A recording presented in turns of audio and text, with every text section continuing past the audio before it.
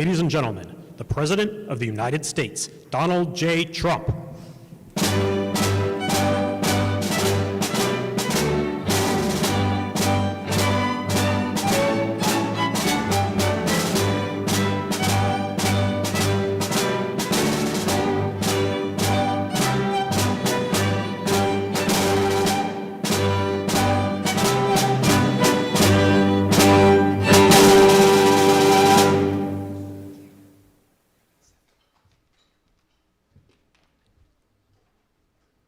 Ladies and gentlemen, please bow with me as I ask God's blessings upon this ceremony. Almighty God, your steady hand has guided this republic for nearly 250 years. From its birth in the wilderness to this very hour, we come to you now with grateful hearts. We assemble here today to honor men who, when the test came, were steadfast and unmovable. We thank you for the unyielding conviction of Master Sergeant Roderick Edmonds, who looked evil in the eyes and did not flinch. And we thank you for the battlefield grit of Command Sergeant Major Terry Richardson, courage that saved lives in Vietnam and courage that stands before us today. And Lord, we thank you for Staff Sergeant Michael Allis, who, in a final selfless act, made his own body a shield for a friend. Bless the family and friends of these great men of honor, O Lord, and forbid that we leave this place as mere admirers of their heroic deeds. Plant in our hearts a measure of their courage that we might prove worthy of the freedom for which they and generations before them defended. And Lord, now let the light of liberty continue to shine on our great nation. We pray in the strong name of the one who guides us, this will defend.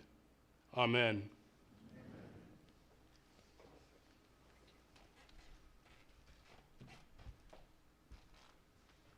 Thank you very much, Chaplain Green. Wonderful job. Appreciate it. And thank everybody for being here, and please feel free to sit.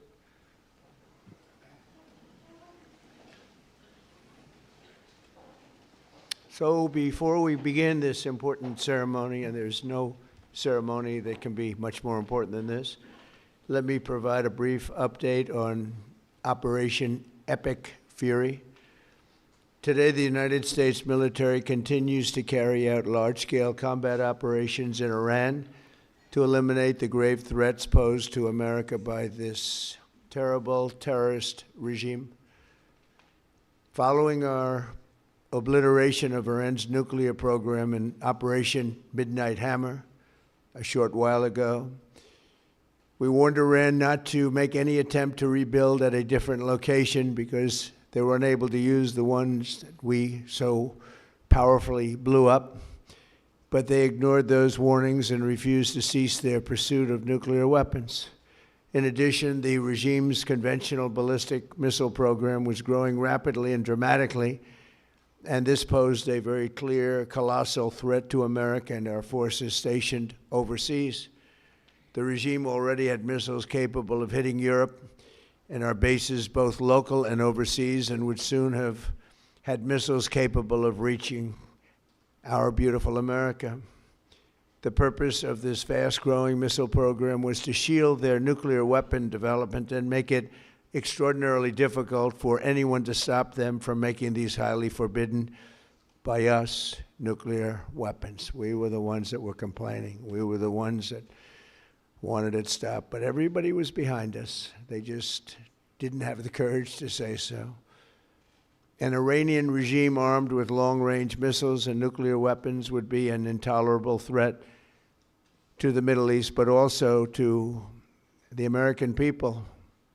Our country itself would be under threat, and it was very nearly under threat. I was very proud to have knocked out the Iran nuclear deal by President Barack Hussein Obama, that was a horrible, horrible, dangerous document. They would have had nuclear weapons 3 years ago, and they would have used them. But I'll not let that happen.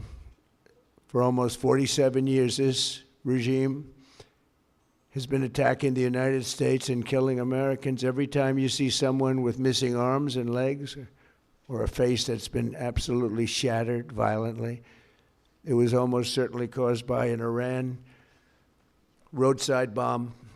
They were put there by General Soleimani, who was the father of the roadside bomb. Very proudly, he thought, but I terminated him in my first term. This was our last best chance to strike what we're doing right now and eliminate the intolerable threats posed by this sick and sinister regime. And they are indeed sick and sinister. Our objectives are clear. First, we're destroying Iran's missile capabilities, and you see that happening on an hourly basis, and their capacity to produce brand new ones, and pretty good ones they make. Second, we're annihilating their Navy. We've knocked out already 10 ships. They're at the bottom of the sea. Third, we're ensuring that the world's #1 sponsor of terror can never obtain a nuclear weapon, never going to have a nuclear weapon. I said that from the beginning. They're never going to have a nuclear weapon. They were on the road to getting one legitimately through a deal that was signed foolishly by our country. And finally, we're ensuring that the Iranian regime cannot continue to arm, fund, and direct terrorist armies outside of their borders. And we thought we had a deal, but then they backed out.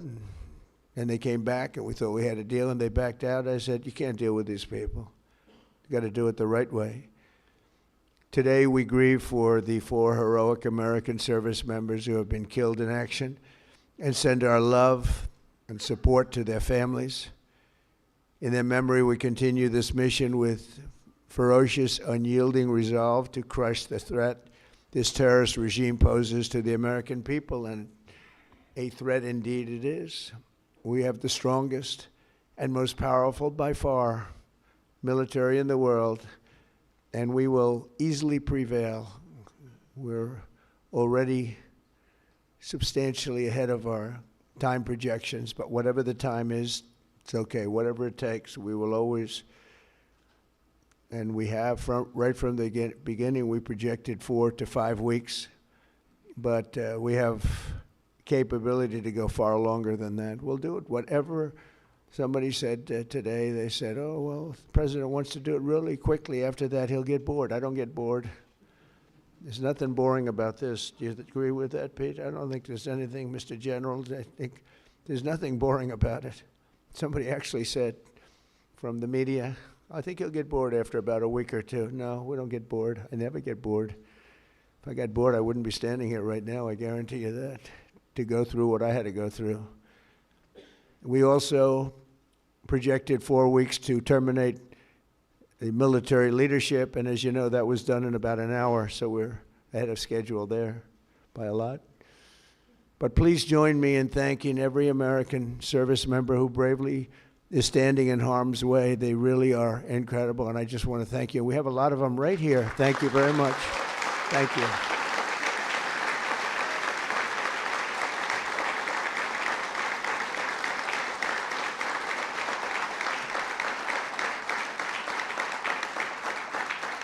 Thank you, everybody. We have a lot of great service members here with us, too, in this beautiful building. Isn't it beautiful? We're adding on to the building a little bit. We're improving the building. See that nice drape? When that comes down, right now you see a very, very deep hole. But in about a year and a half from now, you're going to see a very, very beautiful building. And there's your entrance to it right there. In fact, it looks so nice, I think I'll save money on the doors, because it can't get more beautiful than that. I picked those drapes in my first term. I always like gold, but I think we can save a lot of money. I just saved curtains. But, and it'll be spectacular. It'll be the most beautiful ballroom. I believe it's because I built many a ballroom. I believe it's going to be the most beautiful ballroom anywhere in the world. And when you hear all that hammering out there, you know why the First Lady is not thrilled exactly.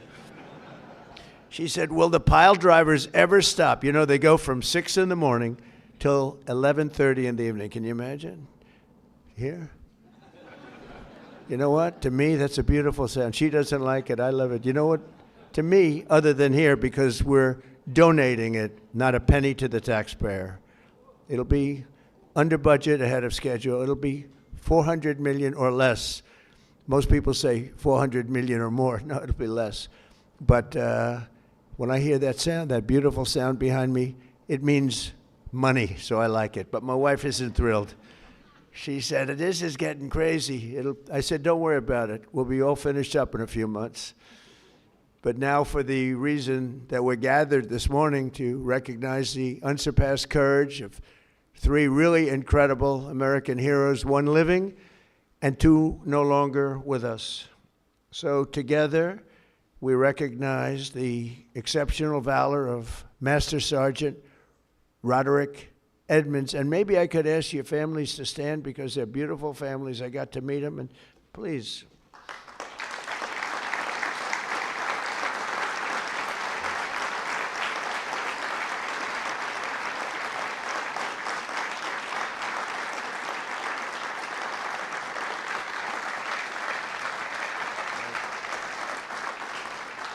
So Staff Sergeant Michael Ollis and Command Sergeant Major Terry Richardson, as they receive our nation's highest military award, the Congressional Medal of Honor.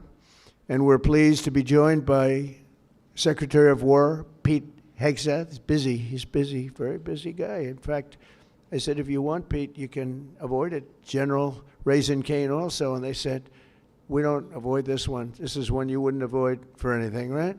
So we appreciate that you're here. Secretary of Veterans Affairs, who's doing an incredible job, Veterans Affairs, Doug Collins. Doug, thank you. You stand up, Doug. You're doing such a good job. 92% approval rating. Chairman of the Joint Chiefs of Staff, General Dan Kane, who's known as Raisin Kane. I liked him when I heard that name, Raisin Kane. I said, if it's true, you're my guy. And it's true. It just turned out it's very true. He's a great guy and a great general. Secretary of the Army, Dan Driscoll, and Army Chief of Staff, Randy George. Thank you. Thank you both, Dan. As well as Senators Tom Cotton, Bill Hagerty.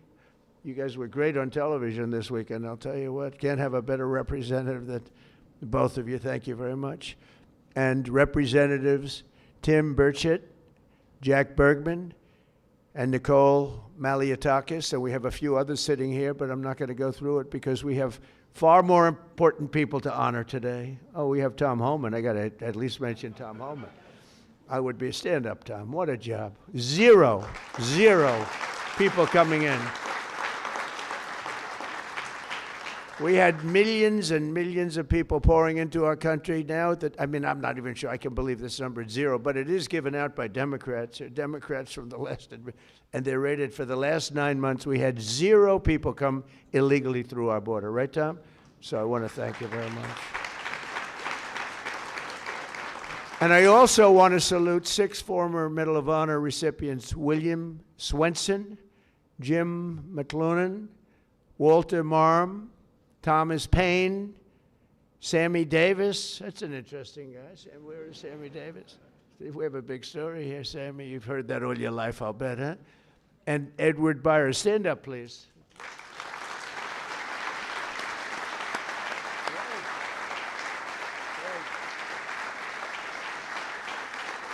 You all look good. We all look good. We remember the ceremonies. All great. It's a great honor. There's no greater. I tried for myself. I've tried numerous times to get one by myself. I keep getting shut down. They say, you can't do it, sir. Bad protocol. Very bad. I would say the worst. But I'm only kidding. You don't have to say I'm only kidding, otherwise the press will come out with it, which they actually did once. Donald Trump wants a Congressional Medal of Honor, but he's been shut down. But now you are brave, amazing people. And I want to thank you all. In 1941, Roddy Edmonds of Knoxville, Tennessee, enlisted in the U.S. Army and soon rose to one of the youngest master sergeants in the military. In 1944, he sailed to Europe to fight in World War II, and he was so enthusiastic and young and full of vim and vigor.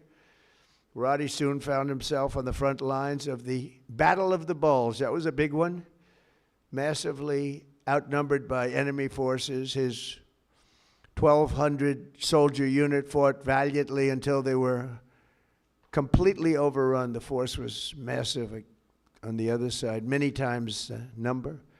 After a 4-day death march, one that was covered very well by the history books, through bitter cold, they were put into a German POW camp.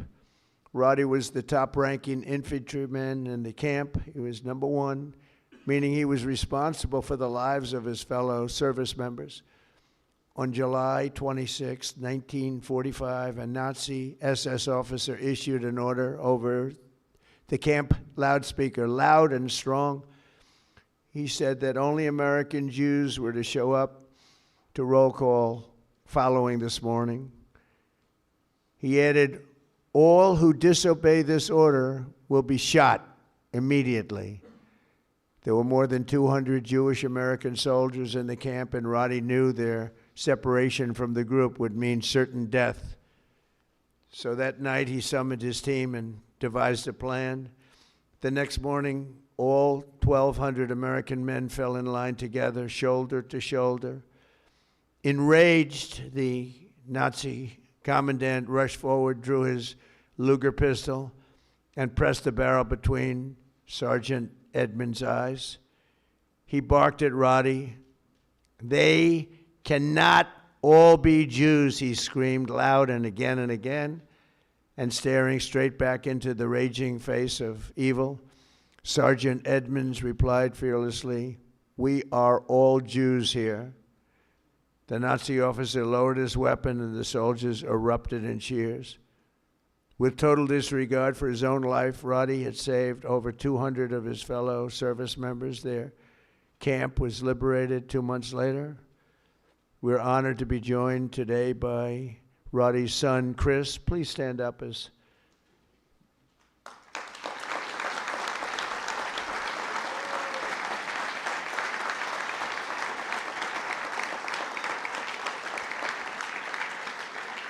Thank you, Chris. Today, your father gets the honor he so courageously earned, and really amazing, right? It's an amazing story. Congratulations to the family of Master Sergeant Roddy Edmonds. The next two we recognize today served in the 1st Battalion, 28th Infantry Regiment of the 1st Infantry Division, better known as Big Red 1. Do you know about that, Pete, right? Command Sergeant Major Terry Richardson, we are honored to have you with us. On September 12, 1968, 102 brave men of Terry's Alpha Company were tasked with securing Hill 222 deep behind the enemy's line in Vietnam. They didn't know it at the time, had no idea, but the area was totally infested with nearly 300 enemy bunkers and many, many enemy soldiers, far outnumbering them by at least 4, 5, even 6 to 1. As Terry led Lima Platoon up Hill 222, the enemy launched an ambitious and violent attack, unleashing a withering fire of machine guns and rocket-propelled grenades. Just didn't stop, just kept coming. Pinned down in hell on earth, Terry summoned unimaginable courage. 3 times he exposed himself to enemy fire to rescue severely wounded comrades, and 3 times he dragged them back to the group. Terry soon realized that the 82 remaining men had one chance of survival. That was air support. Acting without regard of his own life, he grabbed a radio and charged up Hill 222 alone. He needed to be there. It was the only place you'd get reception. He withstood a storm of enemy bullets, eventually reaching the top where he spent the next 8 hours calling in tactical strikes completely exposed. An hour in, an enemy sniper shot rang out and the bullet tore through his right leg violently. He was in bad shape, but Terry disregarded that and pushed through. And after 7 more hours of calling in American fire from above, the enemy retreated. Later that day, his team found him with both eardrums totally ruptured and a mangled right leg and foot, but still barely living, but living nevertheless. Due to Terry's actions above and beyond the call of duty, 82 men, Alpha Company, survived this battle, including 2 in this room, Norm Meyer and Dave Himmer. Where are you? Can you want to stand up, Norm and Dave? Where's Norm and Dave? That's pretty good.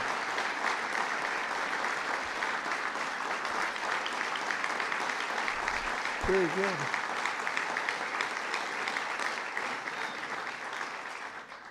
And that story is 100% correct, isn't it? Huh? See, pretty. It's how much have you paid him over the years? Have you said take everything we have? We wouldn't be here, right? That's great. That's a great story, Terry. Today you enter the ranks of the bravest warriors ever to stride the face of the earth. Please stand up, please. Thank you.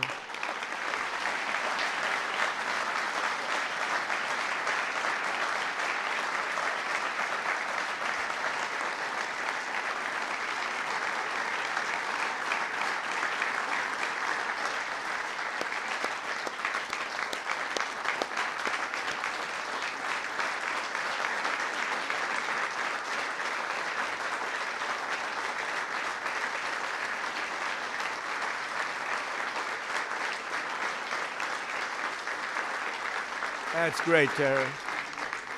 That's a great, brave man. I met him back there. He said, he's central casting. Look at him. He looks great. He looks great. You feel like fighting? I think we could take him today. What do you think, Pete? We'll make a little deal with him, as you are a brave man. Finally, we honor one more American soldier, a fallen warrior of wars, and really terror. Staff Sergeant Michael Ollis, born in 1988 on Staten Island. Michael grew up seeing the World Trade Center across the bay. I know Staten Island so well. The people in Staten Island are amazing. After 9/11, Michael enlisted in the Army, and by 24 years old, he was locked in. He loved it. He wanted it so badly. He was a squad leader serving in Afghanistan with the 2nd Battalion, 22nd Infantry Regiment, 1st Brigade Combat Team of the legendary 10th Mountain Division. On August 28, 2013, terrorists detonated a 400-pound car bomb on the east wall of the forward operating base, Ghazni, ripping open a 60-foot wide breach into a compound that housed NATO coalition forces, a lot of them. 10 Taliban fighters wearing suicide vests swarmed through. From across the compound, Michael saw the pillar of white smoke rising and ran to join the fight, rushing without his gear, wearing almost no gear, no Kevlar helmet, no body armor, just one magazine in his rifle. Along the way, he encountered a Polish soldier, and together they advanced under heavy fire, very, very heavy fire. At one point, shrapnel ripped through the Polish soldier's legs, rendering him unable to walk, very, very severely hurt. In that chaos of gunfire, explosions, and charred human remains, a terrorist insurgent appeared, rounding a corner with his suicide vest, fully armed, and you could see it. It was going to happen. He charged the wounded Polish soldier without hesitation. Michael raised his gun and forced himself between the insurgent and the man he just met, shielding him with his own body. He knew it was going to happen. He shielded him with his own body. You know, bravery's amazing. You never really know who's brave, who's not until they're really tested. We think some people are brave, Pete. and they're not. We think others aren't, and they are. You never know. But he was tested. That's called the ultimate test, right? And at perhaps his final heartbeat, Michael fired his weapon, and the terrorist detonated his vest simultaneously.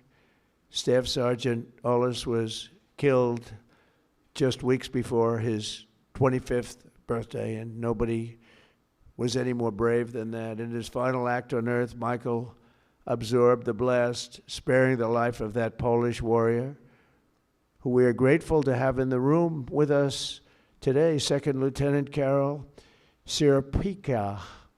Carol Sierpika. Where are you, Carol? Hey.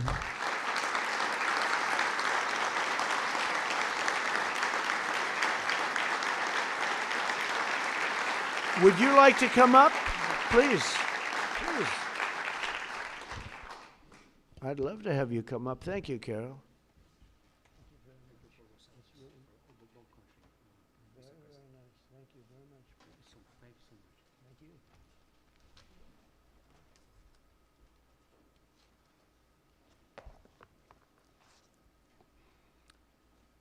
Mr. President, Minister of War, my Minister Polish of National Defense, distinguished guests, everyone gathered here today, dear my Basia, Michael, and Jacob, especially dear Linda and Robert, and the entire Ollis family. What do you have that you did not receive? This is how I would like to begin these few words, to speak to you all here. In this special place and on occasion of this incredibly important ceremony, one that is significant for many, but truly especially exceptional for me, is a particular privilege and a great honor. Above all, however, it is my commitment. It is a part of my new mission, which began 13 years ago. A soldier is not something you are from time to time. It is who you are forever. It is just like you are not a mother, a father, a sister, and brother, or as only for a moment. These are not roles given to us for a while. They are a great gift, but also a great lifelong commitment. Yes, today my commitment and my greatest gift is to cultivate the memory of true, heroic act of courage that I witnessed performed by your beloved son, Michael.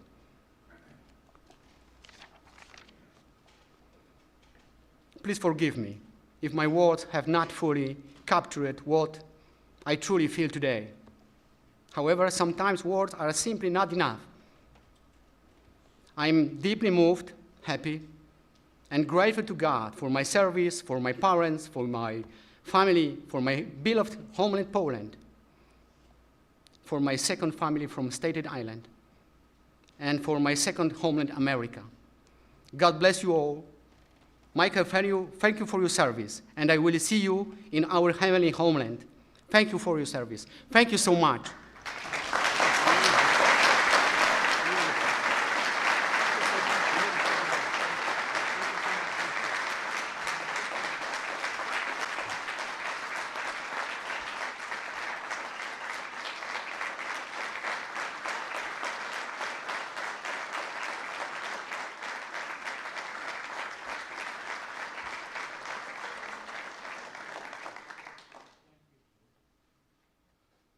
And Carol is joined by his wife and their two wonderful sons, Jacob and Michael. Michael is named after the American hero who saved his father's life.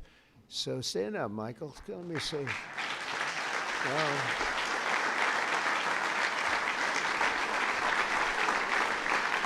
That's great. We're also pleased to be joined by several members of the Polish government, including representatives of the president, who I think is a fantastic man, by the way. I must be honest with you. I endorsed him and he won, and he came from behind, he won, and he was the biggest story in Europe, and he's going to be a great president. He already is. But as well as Poland's Minister of Defense, to honor the blood and sacrifice that has helped seal the Polish-American bond. We have a great bond. We have a great relationship with your country. And I just want to thank you to Michael's parents, Bob and Linda. Your son's selflessness in the face of real evil reminds us of the courage that keeps our country free. And I just said the genetics in that family are very strong, right? I said that before. All three families, I said, good. I see some of the young ones today. And I said, you have good genes. They were asking me, what does that mean? I said, don't worry about it. You'll figure it out. But you have the best genes you can have, actually. So thank you for giving America your beloved son. And now I would like to ask the military aide to come forward and read the citations, and then we will do the honors. Thank you all very much. This is a tremendous honor for me to be here. Thank you. Please, military aide.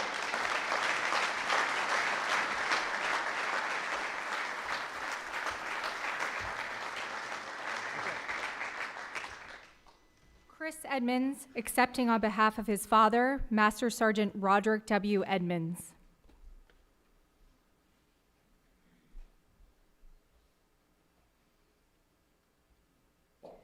The President of the United States of America, authorized by Act of Congress, March 3, 1863, has posthumously awarded in the name of Congress the Medal of Honor to Master Sergeant Roderick W. Edmonds, United States Army.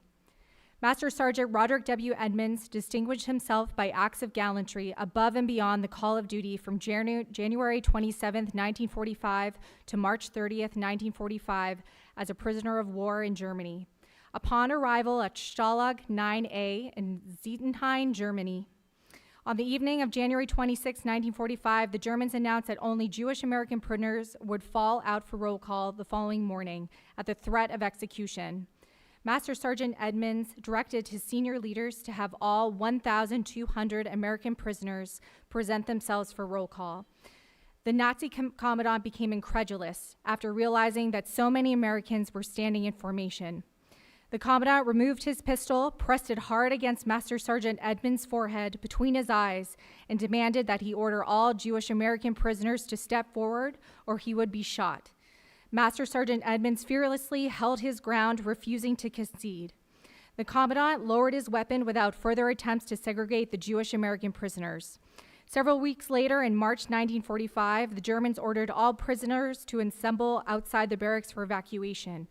Master Sergeant Edmonds ordered all American prisoners to form in front of the barracks, and when the enemy transports arrived, they would break ranks and rush back to the barracks.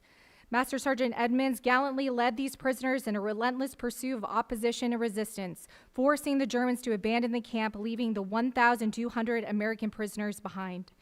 Master Sergeant Edmonds' conspicuous gallantry above and beyond the call of duty are in keeping with the highest traditions of military service and reflect great credit upon himself, his unit in the United States Army.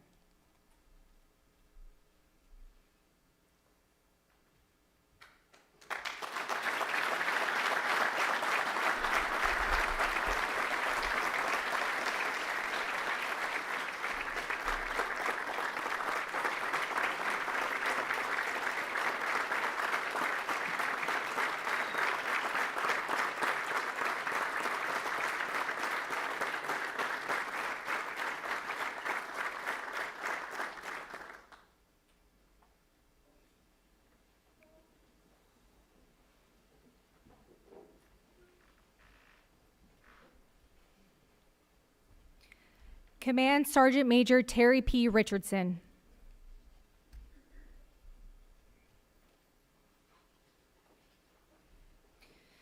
The President of the United States of America, authorized by Act of Congress March 3, 1863, has awarded in the name of Congress the Medal of Honor to Staff Sergeant Terry P. Richardson, United States Army.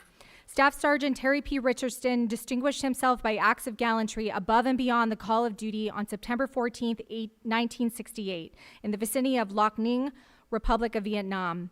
On this date, his company was tasked with the mission of securing Hill 222 in hostile and enemy territory near the Cambodian border. Staff Sergeant Richardson directed one of his squads to be the point element leading the way. Shortly after the assault began, 3 of the squad members became severely wounded and pinned down between 3 enemy machine gun bunkers. Staff Sergeant Richardson advanced forward under heavy enemy fire and recovered his wounded soldiers between heavy machine gun fire. By the time he was able to make it back to join his unit, his entire company had been completely surrounded by the enemy. Staff Sergeant Richardson recognized that the only way to keep his company from being overrun was with accurate tactical airstrikes. Staff Sergeant Richardson advanced to the top of Hill 222 under heavy enemy fire for better sight lines to direct the tactical airstrikes. He began to direct the tactical airstrikes and shortly thereafter became wounded by an enemy sniper. Staff Sergeant Richardson's continued directing the tactical airstrikes for 7 more hours before the enemy broke contact. 6 soldiers from his platoon found him still alive. Staff Sergeant Richardson declined medical evaluation for his gunshot wound and requested that he be allowed to stay to lead his soldiers. Altogether, his actions directly resulted in 85 lives being spared on that fateful day. Staff Sergeant Richardson's conspicuous gallantry and extraordinary heroism at the risk of his life, above and beyond the call of duty, are in keeping with the highest traditions of military service and reflect great credit upon himself, his unit, and the United States Army.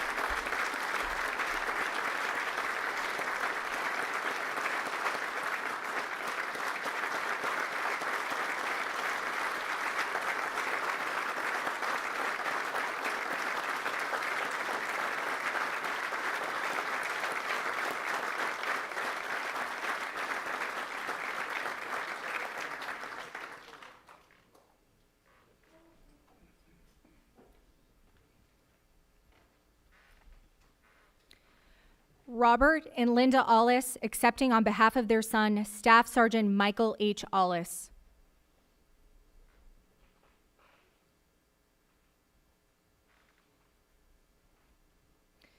The President of the United States of America, authorized by Act of Congress, March 3, 1863, has posthumously awarded in the name of Congress the Medal of Honor to Staff Sergeant Michael H. Ollis, United States Army.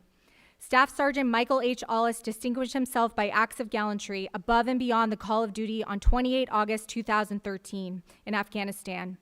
On this date, a complex enemy attack involving multiple vehicle-borne improvised explosive devices, suicide vests, indirect fire, and small arms fire was launched against Forward Operating Base Hanzi. Staff Sergeant Ollis ordered his fellow soldiers to move to bunkers to shield themselves from enemy fire. After accounting for his soldiers, he moved toward the enemy force that had penetrated the perimeter of the forward operating base. Staff Sergeant Ollis located a coalition forces officer, and together they moved toward the point of attack, armed with only their rifles. Upon reaching the attack point, they linked up with other friendly forces and began a coordinated effort to repulse the enemy. While under continuous fire, Staff Sergeant Ollis moved from position to position, engaging the enemy with accurate and effective fire. While fighting along the perimeter, an insurgent came around the corner. Staff Sergeant Ollis fired on the insurgent and incapacitated him, but as he approached the downed insurgent, the insurgent's suicide vest detonated and mortally wounded him. Staff Sergeant Ollis's exceptional courage and complete disregard for personal safety were in keeping with the highest traditions of military service and reflect great credit upon him, his unit, in the United States Army.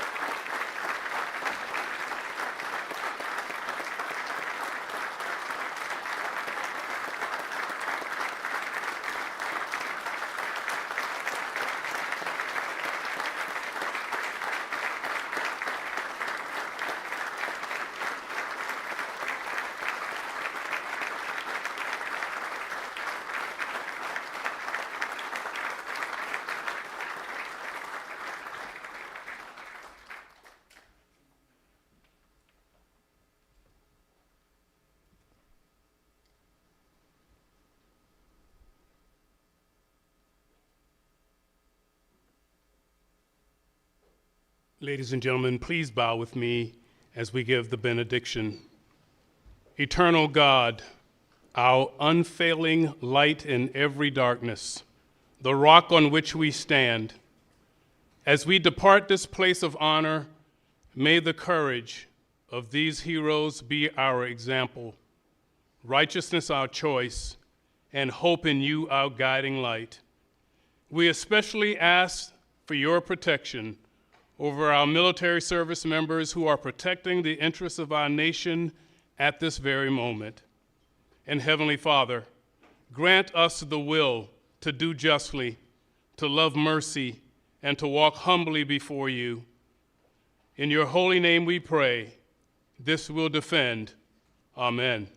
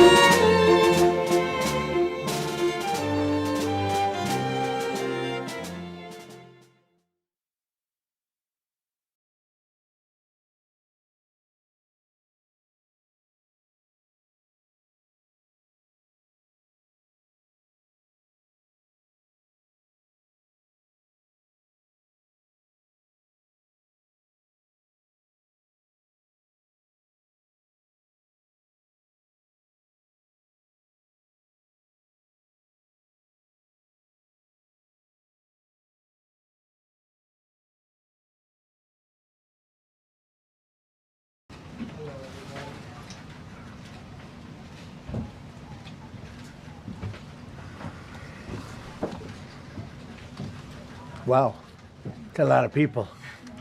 That's a new record. We set a record every time. Well, thank you very much for being here.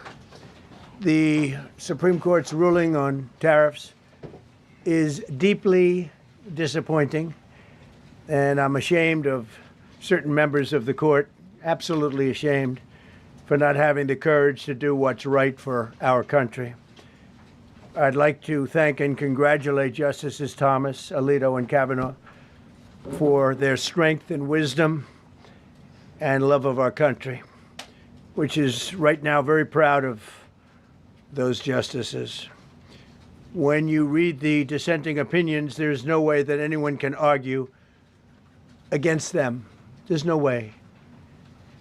Foreign countries that have been ripping us off for years are ecstatic. They're so happy. And they're dancing in the streets, but they won't be dancing for long, that I can assure you. The Democrats on the court are thrilled, but they will automatically vote no. They're an automatic no, just like in Congress. They're an automatic no. They're against anything that makes America strong, healthy, and great again. They also are a frankly, disgrace to our nation, those justices. They're an automatic no, no matter how good a case you have, it's a no. But you can't knock their loyalty. It's one thing you can do with some of our people. Others think they're being politically correct, which has happened before far too often with certain members of this court, and it's happened so often with this court. What a shame. Having to do with voting in particular, when in fact they're just being fools and lapdogs for the rhinos and the radical left Democrats, and not that this should have anything at all to do with it. They're very unpatriotic and disloyal to our Constitution. It's my opinion that the court has been swayed by foreign interests and a political movement that is far smaller than people would ever think. It's a small movement. I won by millions of votes. We won in a landslide. With all the cheating that went on, there was a lot of it, but we still won in a landslide. Too big to rig. But these people are obnoxious, ignorant, and loud. They're very loud. And I think certain justices are afraid of that. They don't want to do the right thing. They're afraid of it. This was an important case to me, more as a symbol of economic national security, and also, I would say, just for our country itself, so important, because we're doing so well as a country. We've never done so well. The good news is that there are methods, practices, statutes, and authorities as recognized by the entire court in this terrible decision, and also as recognized by Congress, which they refer to, that are even stronger than the IEEPA tariffs available to me as President of the United States. And in actuality, I was very modest in my ask of other countries and businesses because I wanted to do, and it's very important, I wanted to be very well behaved because I wanted to do anything, I didn't want to do anything that would affect the decision of the court, because I understand the court. I understand how they are very easily swayed. I want to be a good boy. I have very effectively utilized tariffs over the past year to make America great again. Our stock market has just recently broken 50,000 on the Dow, and simultaneously, and even more amazingly, broken 7,000 on the S&P, two numbers that everybody thought upon our landslide election victory could not be attained. Think of that. Nobody thought it was possible to do it within 4 years, and we did it in 1 year. They said, you'll never be able, you'll go back and you read the geniuses, read their statements, all of the Nobel Prize winners in economics. They said, no, you couldn't do it in 4 years. Well, we didn't do it in 4 years. We did it in 1 year. We broke every record in the book, and we're continuing to do so. Tariffs have likewise been used to end 5 of the 8 wars that I settled. I settled 8 wars, whether you like it or not, including India, Pakistan, big ones, nuclear, could have been nuclear. Prime Minister of Pakistan said yesterday at the great meeting that we had, the Peace Board, he said yesterday that President Trump could have saved 35 million lives by getting us to stop fighting. They were getting ready to do some bad things. But they've given us great national security, these tariffs have. And together with our strong borders, reduced fentanyl coming into our country by 30%. When I use them as a penalty against countries illegally sending this poison into our country to poison our youth. All of those tariffs remain. They all remain. I don't know if you know that or not. They all remain. We're still getting them, and we will after the decision. I guess there's nobody left to appeal to. But again, those 3 people, such respect. I've had a lot of respect for them anyway, but such great respect. But other alternatives will now be used to replace the ones that the court incorrectly rejected. We have alternatives, great alternatives.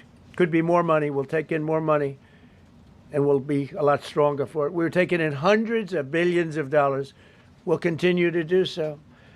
To show you how ridiculous the opinion is, however, the court said that I'm not allowed to charge even $1. I can't charge $1. Can't charge $1. I would have used 1 penny, but we don't make the pennies anymore. We save money. Can't charge $1 to any country under IEEPA.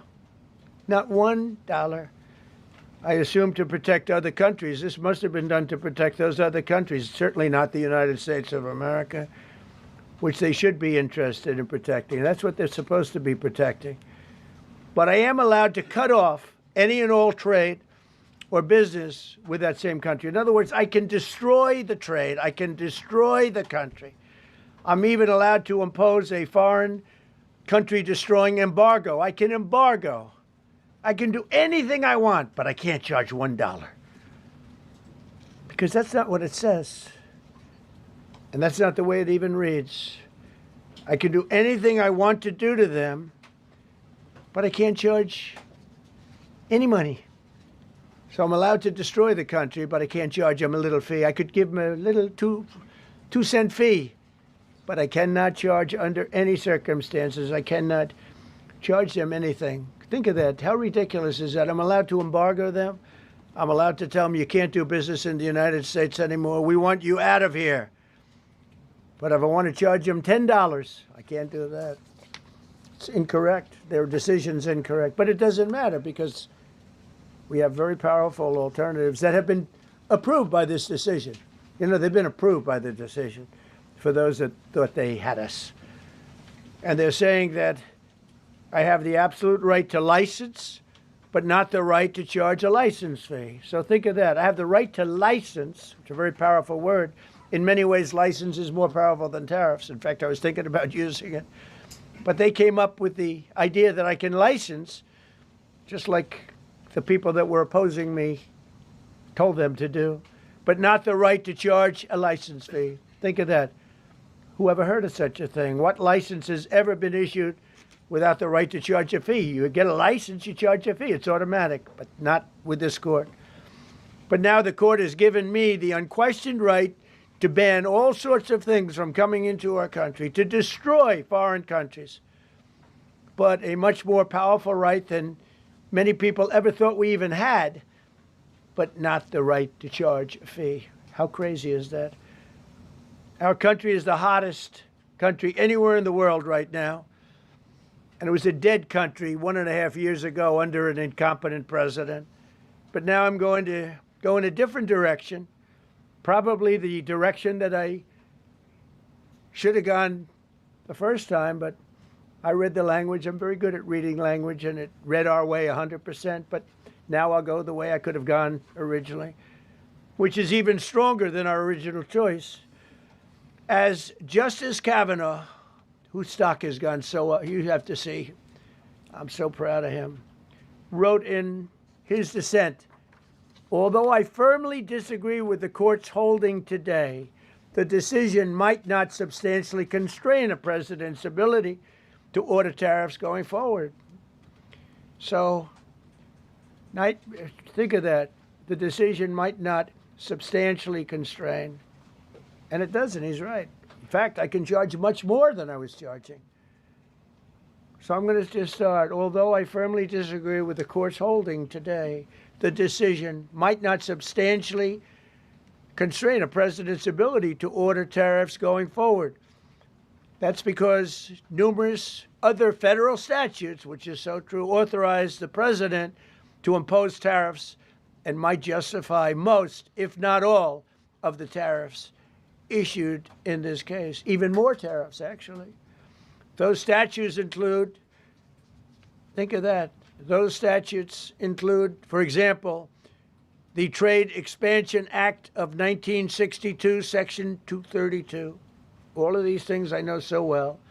The Trade Act of 1974, Sections 122, 201, 301. And the Tariff Act of 1930, Section 338, all clear. But it's a little bit longer process. I thought I'd make things simple, but they didn't let us do that. I would like to thank Justice Kavanaugh for frankly, his genius and his great ability. Very proud of that appointment. In actuality, while I am sure that they did not mean to do so, the Supreme Court's decision today made a president's ability to both regulate trade and impose tariffs more powerful and more crystal clear rather than less. I don't think they meant that. I'm sure they didn't. It's terrible.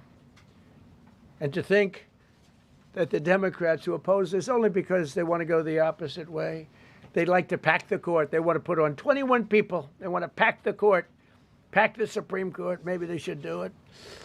Maybe they would be better off if they did it. They want to pack the court. They want to do anything to hurt our country. There will no longer be any doubt, and the income coming in and the protection of our companies and country will actually increase because of this decision. I don't think the court meant that, but it's the way it is.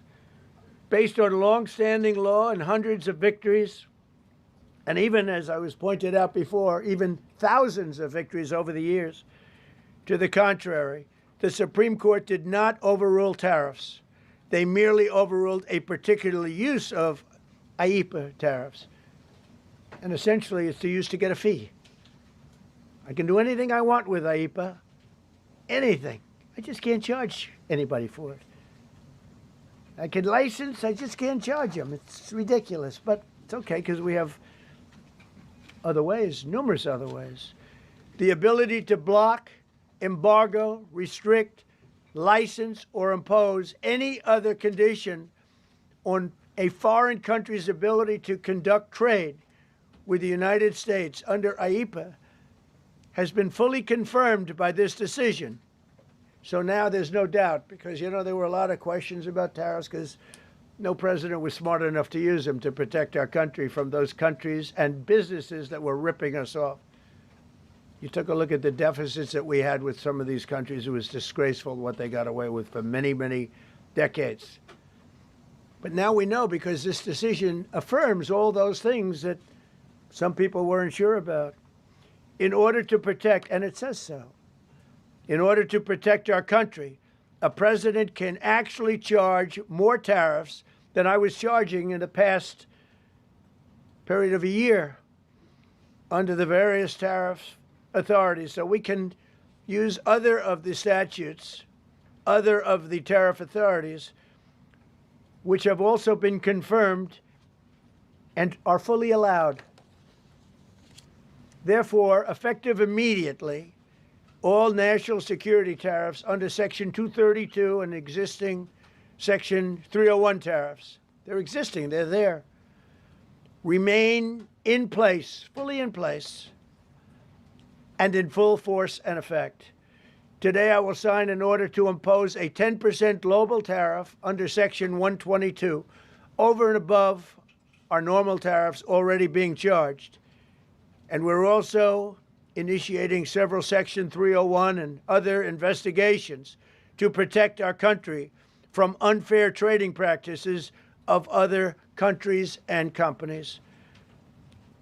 Thank you for your attention to this matter, and I say quite simply, which I've said for a long time, make America great again. And interestingly, we've already made it great, so I don't have to use that, but I don't think we'll ever give up on MAGA. MAGA is always going to be with us. If you have a few questions, you can let us know. But just to end, so we're going forward, we will be able to take in more money, and there'll no longer be doubt, because there was always doubt. I know the people that brought the lawsuit, and, you know, they're sleazebags, major sleazebags, but I know them, and they're foreign country centric. They were sending things into our country, and the people representing them knew full well, but they were sending things into our country, and they were beneficial to other countries, but very, very bad for us. And I stopped it, and we'll just keep it going. So we have a totally firm decision now, and I don't think the court meant it, because the court doesn't show great spirit toward our country, in my opinion. A lot of bad decisions, but there are usually ways around it. This is something we could have done, as Justice Kavanaugh said, we could have done this originally, but we're doing it now, and the numbers could be far greater than the hundreds of billions we've already taken in. Yeah, please. Thank you, Mr. President. Mr. President, I'm very curious. You've spoken about in the red. Thank you so much, Mr. President.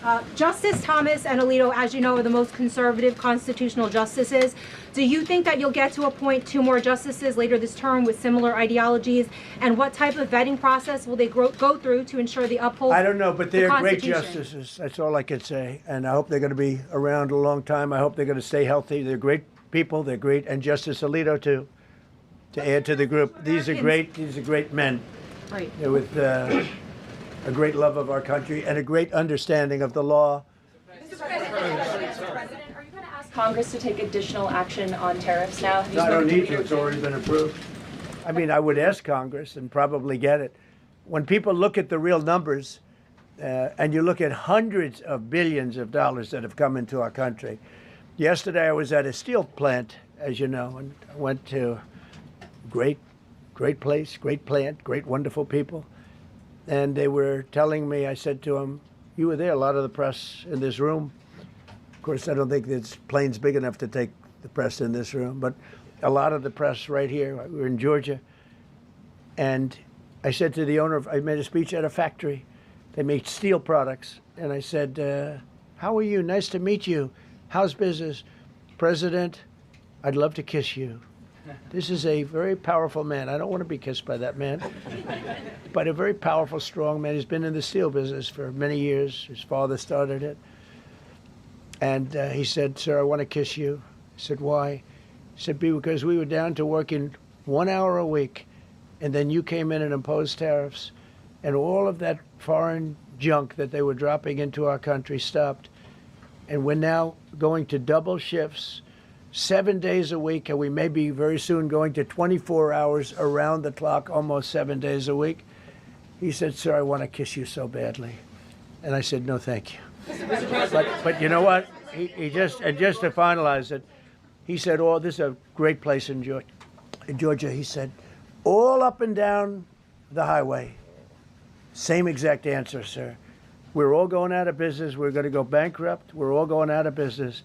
And now every one of us are thriving, and we're hiring people like we haven't." He said, "Like I've never," and he's been in business for, I think, 45 years, "like we've never hired before." That's because of tariffs. And we're going to keep it going the same way.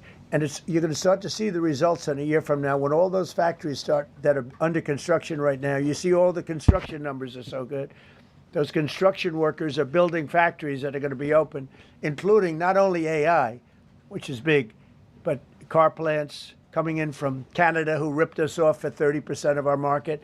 Mexico ripped us off for a big portion. Over the years, they've taken our market. They've taken our cars. They manufacture them in Japan, Germany, and all over the place because nobody's standing in this position. The position I have as President of the United States had the insight, the courage, well, I don't know what it is, to charge tariffs. You can make your product outside. You can put our people out of business. You can put everybody on the unemployment rolls. But if you're going to make a car in some other country, you're going to pay a 15, 20, 30% tariff. And those things would have never happened. We wouldn't have lost our business. Same thing with, as an example, Taiwan. Taiwan came in. They stole our chip business. They make chips. For 30 years longer, they made chip, and they put our companies. Intel would be now the largest company. I saved Intel. I literally saved it at the beginning of this administration. And now all those companies in Taiwan are building factories in Arizona, Texas, and various other places because they don't want to pay tariffs. They're all pouring into the United States. But just like that great patriot said yesterday, "Sir, what you've done, nobody thought was possible." And Steve Moore, a highly respected economist, came into my office yesterday. He said, "You've done something nobody's ever done." 22 Nobel Prize winners in economics said we would right now be in a recession. And you said, "No, we're going to have a booming country. We're going to have a booming country." You were right. All 22 were wrong, and you were right. This country is booming, and it's booming because of the election on November 5th, and it's booming for another reason. It's booming because of tariffs. Yeah, please, go ahead. What was said ahead of this decision that if the Supreme Court please, ruled? go ahead. Thank you, Mr. President. What will you say to foreign nations who seek to renegotiate their deals? And what did you mean a moment ago when you said that the Supreme Court has been swayed by foreign interests? Well, I think that foreign interests are represented by people that I believe have undue influence. They have a lot of influence over the Supreme Court, whether it's through fear or respect or friendships, I don't know. But I know some of the people that were involved on the other side, and I don't like them. I think they're real slime balls. And got to do what's right for the country. You got to do what's right for the Constitution. That's why I respect so much Justice Thomas and Alito, Kavanaugh, because they not only dissented, their dissent is so strong. When you read their dissent, you know, a lot of times you'll read a dissent and it's like, well, you don't know, it could go either way. There's no other way. The good news is, it's like Justice Kavanaugh said, very strongly said, you have other ways you can go. You don't have to go that way. You can go other way. There are numerous other ways you can go. And frankly, this should have been done by presidents many years ago. They allowed our country to be eaten alive. We lost 50% of our car business. We used to make cars. We made all the cars. And then Mexico came, Canada came, and Japan and Germany. But they're all coming back now. They're all coming back at record levels. No, please. I'm not talking to you. I don't talk to CNN. It's fake news. Go ahead. Mr. President, yesterday you made the case that the economy is the hottest it's been in a long time. Right. January jobs report beat expectations, CPI report beat expectation, real wages are up. What would you tell Americans who are worried that this decision will kind of throw the economy that you have projected going in the right direction at a very rapid pace off track? Well, thank you for the question. And I will say this, we really are at a very important point. I've been waiting for this decision so long. They could have made this decision a long time ago. Not complex. They're wrong on it. It's a ridiculous decision. But they should have released this a long time ago. We waited months. And that gave uncertainty. Now we have certainty. And I think you're going to see the country get much stronger because of it. Look, we were ripped off by almost every country in the world. If you look at the surpluses, almost every country in the world that did business with us, our people were stupid. And I blame presidents for it because they're ultimately the leader.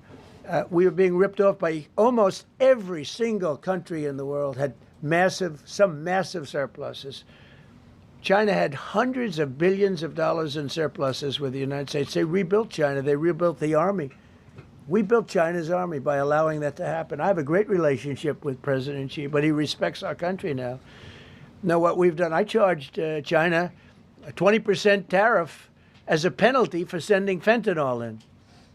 And that was 20 times more than they could make by selling fentanyl. And I said, you know, at some point you're going to say, like, and they have reduced it. You know, fentanyl is down by more than 30% coming into our country. Part of that is our strong border. We have a strong border now. But thank you. Thank you for your question. Mr. President, sir, you warned once in a social media post that if the Supreme Court did this, shot down your tariffs, the U.S. would be, quote, financially defenseless. Are we financially defenseless right now? No, because we're doing something in a different way. We're doing something in a very powerful way. And we're using things that some people thought we should have used in the first place. But it's more complicated. It's a little more complicated. The process takes a little more time. But the end result is going to get us more money. And I think it's going to be great. Yeah, please. Peter, go ahead. Thank you, President Trump. So, since Liberation Day, there's about $175 billion in tariff revenue that is now in limbo. Do you have to refund $175 billion? Think of it, Peter. Very fair question. They take months and months to write an opinion, and they don't even discuss that point. We've taken in hundreds of billions of dollars, not millions, hundreds of billions of dollars. And so I said, well, what happens to all the money that we took in? It wasn't discussed. Wouldn't you think they would have put one sentence in there saying that keep the money or don't keep the money, right? I guess it has to get litigated for the next 2 years. So they write this terrible, defective decision, totally defective. It's almost like not written by smart people. And what they do, they don't even talk about that. Your question is very basic. That was the first question I asked also to make you feel good. They said, what about all the money that we've taken in? Sir, they don't discuss that. How crazy is that? What you're saying is, are you saying that you don't plan to honor refunds for companies that file for them? I just told you the answer, right? I told you the answer. It's not discussed. We'll end up being in court for the next 5 years. Go ahead, Green. Thank you, Mr. President. When you are talking about the relationship with countries that you have sought trade deals with, do you anticipate that they will seek to renegotiate those? What do you say to them? And do you view this as a potential undermining power for your negotiations? We're going straight ahead with 10% straight across the board, which was the absolute right to do. And that's taking place. It's a lot of money coming into our country. And then during that period of about 5 months, we are doing the various investigations necessary to put fair tariffs or tariffs, period, on other countries. So we're doing that period, but we're immediately instituting the 10% provision, which we're allowed to do. And in the end, I think we'll take in more money than we've taken in before. Mr. President, you've used the tariff revenue to pay for a host of federal policies. You've claimed that they will pay for them. What happens to like the farmers. We took care of farmers. You know, the farmers were mistreated by foreign countries very badly, very, very badly. And last week I gave them $12 billion out of tariff money. We intend to, out of tariff money, because just so you understand, we have tariffs. We just have them in a different way. And now they've been confirmed by the Supreme Court of the United States. So there's no longer that question out there about tariffs. And we'll be taking in hundreds of billions of dollars. And countries that have treated us badly will have to pay a price for treating us badly. And countries that have been good to us will be treated very well. We just left the top person in a place called Vietnam, just left my office. Great gentleman, strong and smart. He said, you know, I think this means you're allowed to charge us more tariffs than before.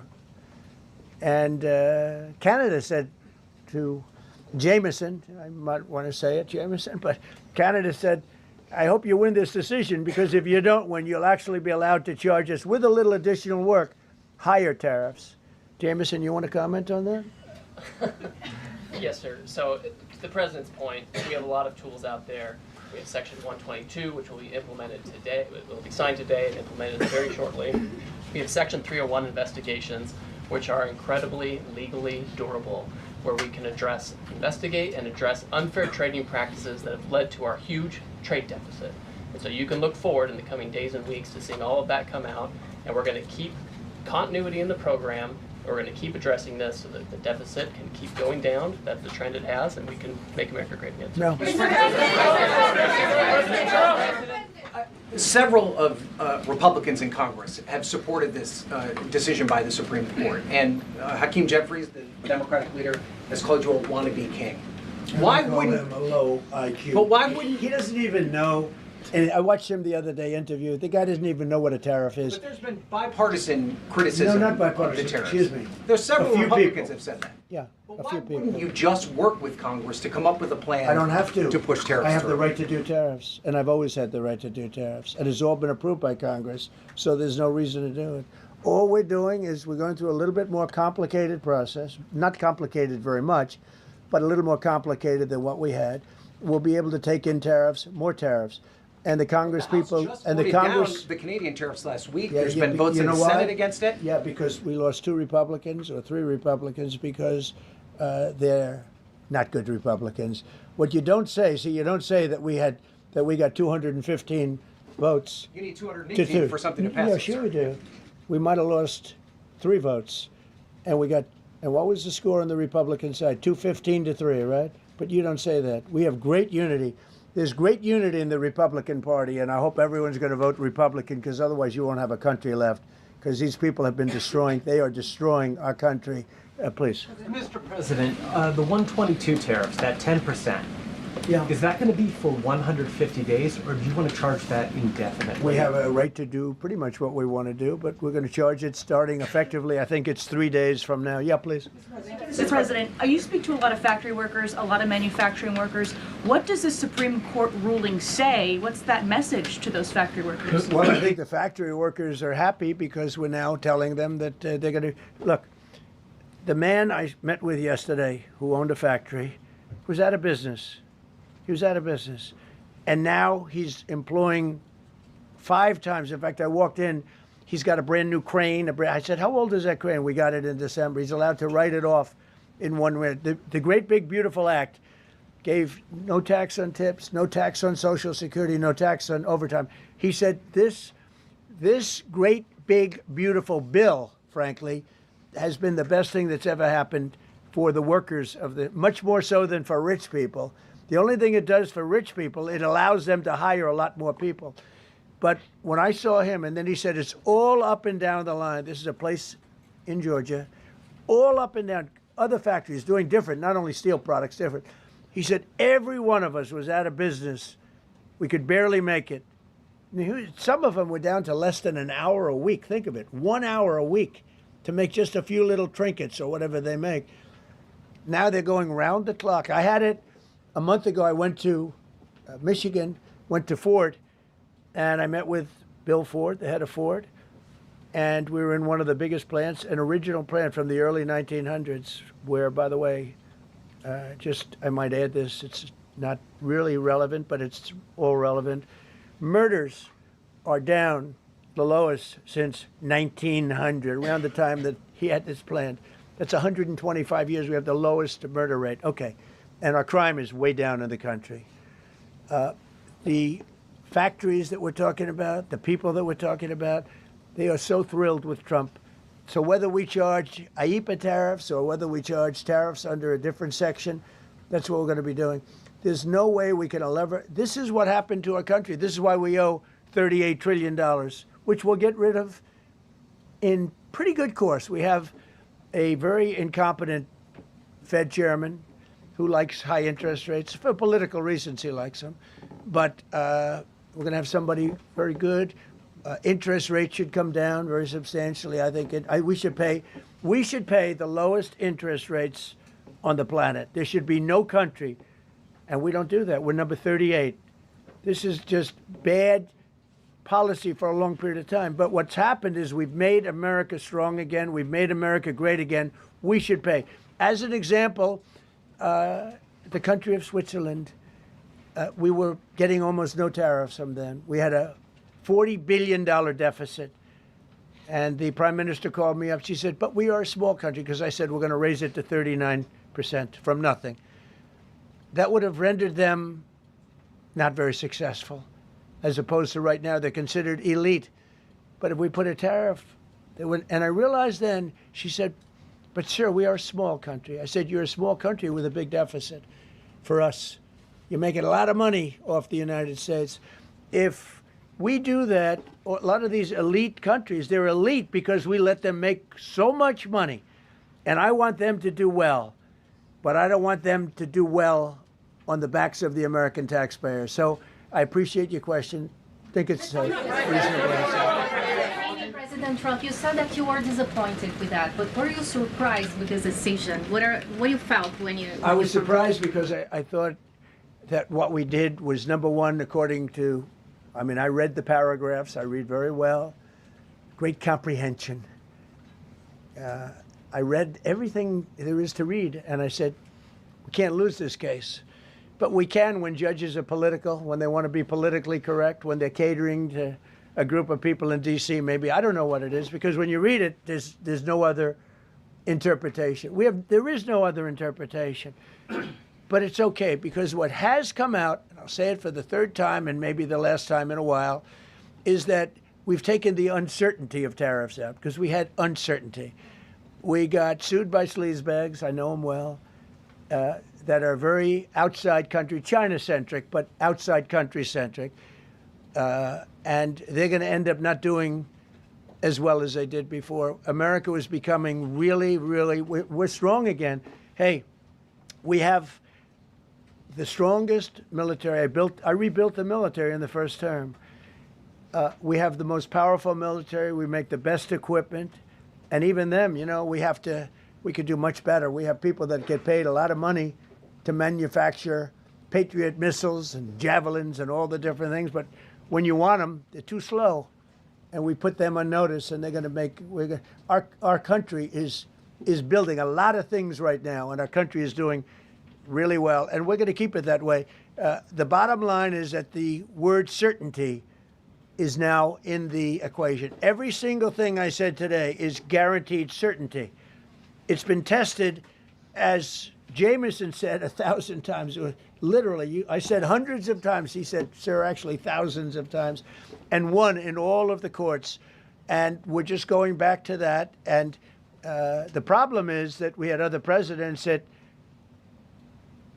weren't into trade. Maybe they weren't business oriented. Maybe they weren't smart. We had some dummies too, you know. I respectfully say we had some real dummies. So we are going to keep it going just as before, probably more so. But you're no longer going to be asked, every time I got up, you'd ask, well, what happens if you can't charge tariffs? Now we can. And by the way, in their decision, they specifically said, we can do these. We have alternatives, yeah. David, on the trade deals that were negotiated using IEEPA tariffs, Yeah. do those stand now, or are they have to be redone? Well, some of them stand. Many of them stand. Some of them won't, and they'll be replaced with the other tariffs. Mr. President, on the Supreme Court justices who ruled against this the policy, striking it down, are they still invited to your State of the Union next week? And will you speak with them? They are invited, barely. Barely. 3 are happily invited. No, they're barely invited. Honestly, I couldn't care less if they come, okay? Thank you, Mr. President. Go ahead. Thank you, Mr. President. On the trade deal, which is the framework which is to be signed with India sometime soon, will that stand now? And on the decision, changes. Nothing changes? No, nothing changes. They'll be paying tariffs, and we will not be paying tariffs. Our deal with India is they pay tariffs. This is a reversal from what it used to be, as you know. India, and I think Prime Minister Modi is a great gentleman, a great man, actually, but he was much smarter than the people that he was against in terms of the United States. He was ripping us off in India. So we made a deal with India, and it's a fair deal now, and we are not paying tariffs to them, and they are paying tariffs. We did a little flip.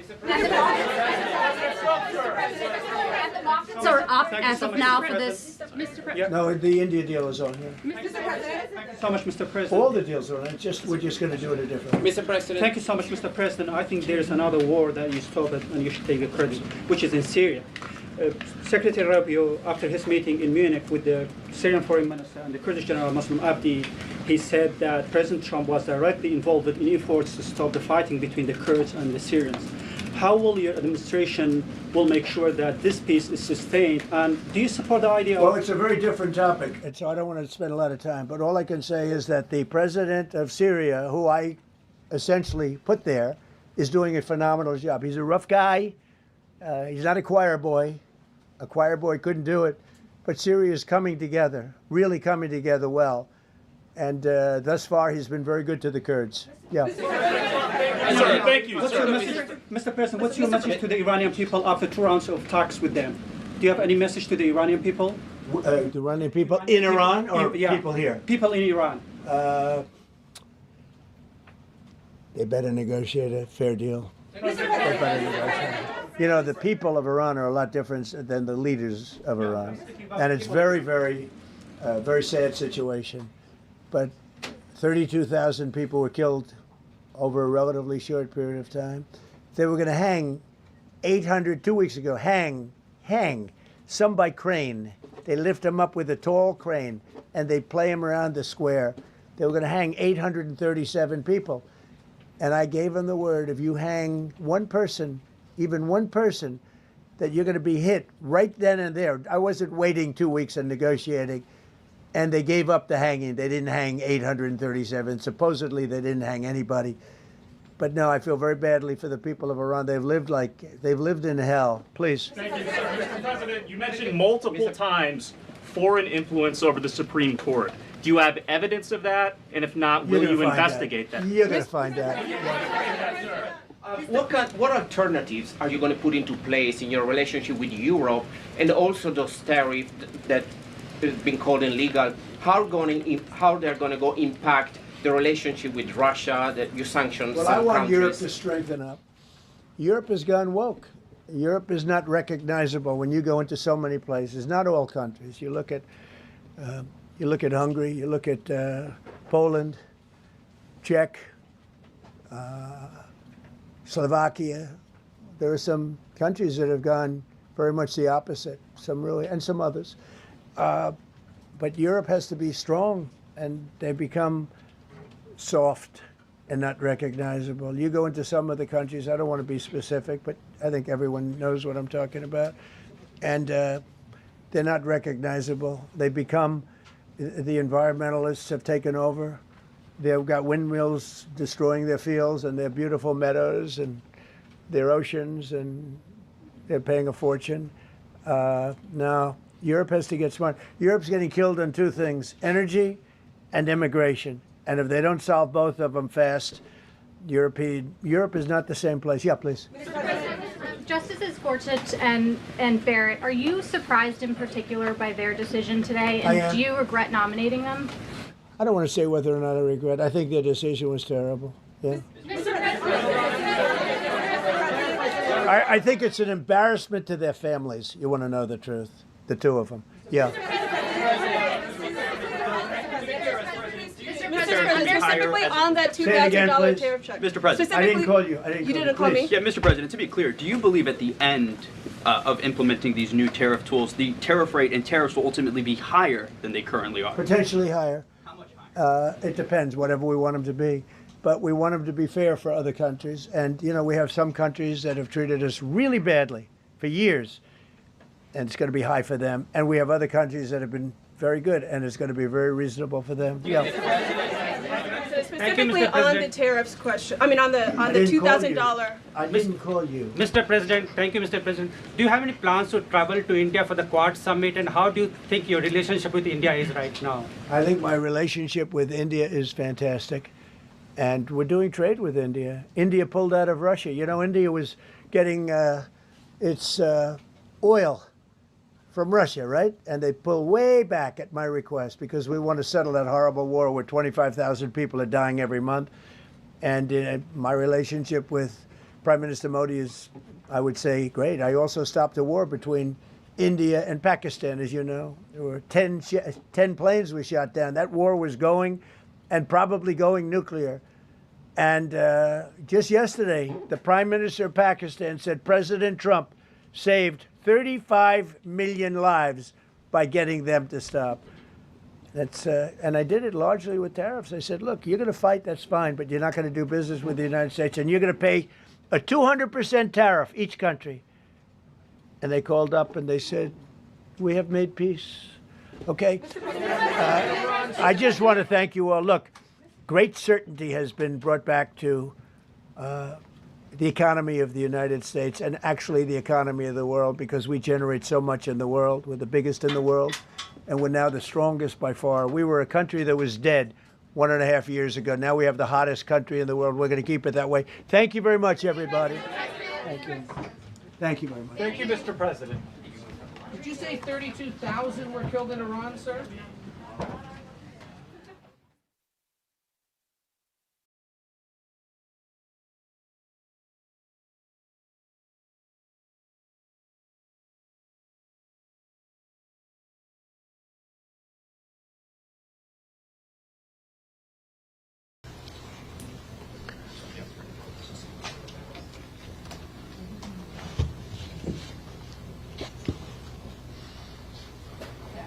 You ready? Yes, sir. Everybody ready? Victor, are you ready? Okay, we're all set. Mike, Start. are we ready? Chris, we ready? Yep, we're good. Go ahead. Is he hot? You're good, sir. I assume we're on and everybody sees us. I see you, a lot of great-looking faces. Am I correct? Everybody's on, right? If you are, wave. If you're not, just you can leave and go have turkey. Good. I think everyone's waving. Thank you very much. And I'm honored to speak with so many incredible members of the U.S. military and to wish all of you a very happy Thanksgiving. Before we begin, I want to express the anguish and the horror of our entire nation at the terrorist attack yesterday in our nation's capital, in which a savage monster gunned down 2 service members in the West Virginia National Guard who were deployed as part of the D.C. task force, which has done such an incredible job. I mean, until yesterday, we literally had no incidents for many months. It was the safest place imaginable, and this is a different kind of crime. This is a really bad crime. Millions of Americans are praying for those heroes and their families, and I must unfortunately tell you that just seconds before I went on, right now, I heard that Sarah Beckstrom of West Virginia, one of the guardsmen that we're talking about, highly respected, young, magnificent person, started service in June of 2023, outstanding in every way. She's just passed away. She's no longer with us. She's looking down at us right now. Her parents are with her. It's just happened. She was savagely attacked. She's dead. She's now with us. Incredible person. Outstanding in every single way, in every department. That's horrible. As you know, the other young man is fighting for his life. He's in very bad shape. He's fighting for his life, and hopefully we'll get better news with respect to him. And the monster that did this is also in serious condition. But we won't even talk about him. As you may know, DHS has confirmed that the suspect is an Afghan national flown here by the previous administration, who was such a bad administration. And I have a picture of a plane. This is what it looked like when they came in. It was total bedlam. Do you remember that period of time? Total bedlam. People crammed onto the plane. And the toughest, meanest, most capable physically got on the plane, not the people that we were looking for or that they wanted to bring in. Here's a picture for you. Just take a look at that plane. Standing on top of each other and sitting on top of each other. This is what we had under the Biden administration. That whole thing should have never, ever happened. They should have left from a different base. They should have left from Bagram, as you know, and it would have been a much different story. But they didn't do that, and this was just a rout, just a terrible situation. This heinous atrocity reminds us that we have no greater national security priority than ensuring that we have full control over the people that enter and remain in our country. For the most part, we don't want them. They come in illegally, have a lot of problems. Their countries force them in because their countries are smart. They don't want them. Let's give them to the Americans to take care of. They come out of jails in many cases, mental institutions, they're gang members, they're drug dealers. We don't want them. Many of the service members on this call today are engaged in crucial aspects of that mission. And to each and every one of you, I just want to thank you so much. Incredible people. You make this sacrifice like few others understand. A lot of them don't even understand it. And you're keeping America safe and free. Our military is strong. In my first term, I rebuilt our military, all aspects of our military. And in Afghanistan, we actually gave up a big chunk, but relatively, as much as it seemed like it's small compared to what we bought and to what we have and to what we're buying. We're spending over $1 trillion this year on our military. We have a military, the best in the world. We make the best equipment in the world. And we have the best people in the world. So joining us this evening are 6 units deployed across our hemisphere, representing every branch of the United States Armed Forces. First, I want to thank the members of Army's legendary 101st Airborne Division. You know, I've heard about that since I was a little boy.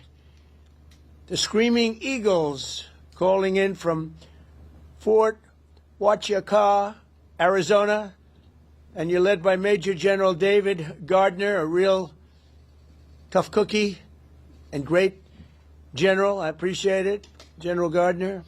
The 101st has done an outstanding job leading the task force, joint task force at our southern border. I mean, we have nobody coming in. They're not coming in. Under Biden, they were coming in by the millions. Now we have nobody coming in. We have a strong border. Nobody talks about it anymore. I'm not giving credit for anything, just like you guys are not giving credit for anything. We do the greatest job, but that's all right. They don't talk about the border anymore because you know why? Nobody comes in. We had 9 months now where we had nobody coming in, zero. And this is being fed. This is the people that do this they tend to be on the left. They'd love to say millions of people came in through Trump, and they actually said nobody came. Even I find that hard to believe, but they literally are saying nobody came in. And I hope people appreciate the job that you've done and the job that we've all done. But we're stopping the invasion of our country. We stopped it cold. And if you remember, Biden said, I need new legislation. You didn't need legislation. I didn't get legislation. What you needed was a new president.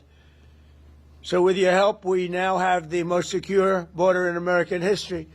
It's the single most secure border in American history. So I just want to thank you.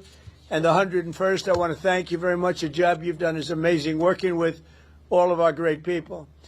We also have the men and women of the U.S. Navy serving as part of the Iwo Jima Amphibious Ready Group under Captain. Welcome the President of the United States, Donald J. Trump. And I'm proud to be an American, where at least I know I'm free. And I won't forget the men who died who gave that right to me, and I gladly stand up next to you and defend her still today. 'Cause there ain't no doubt I love this land. God bless the USA.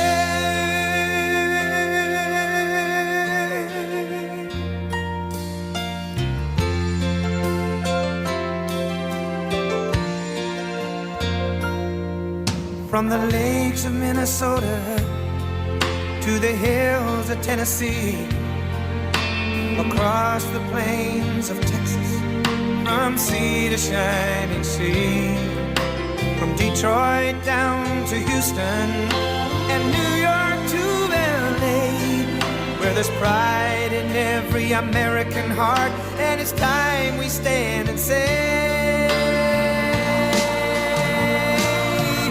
that I'm proud to be an American, where at least I know I'm free, and I won't forget the men who died, who gave that right to me, and I gladly stand up next to you and defend her still today.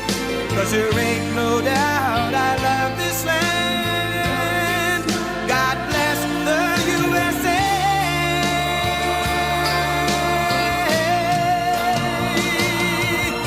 And I'm proud to be an American, where at least I know I'm free.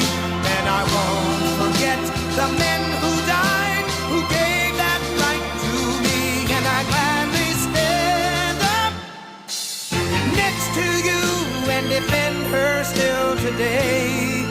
'Cause there ain't no doubt I love this land. God bless the USA.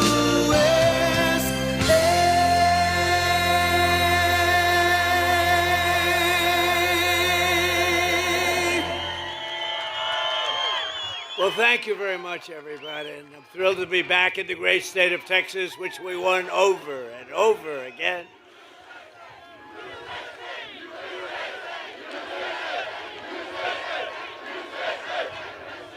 Thank you very much. The gleaming shores of the Gulf of America. See, that's one of the things we do, you know, if we did so much, that's like one of the, I don't want to call it a throw-in because it's very important, but it's like a little throw-in. I said, you know, we ought to just sort of change the name. We have 92% of the frontage. But they were there first. They've been here 100 years longer. Gulf of Mexico, 100 years longer. Now it's the Gulf of America because we have 92%.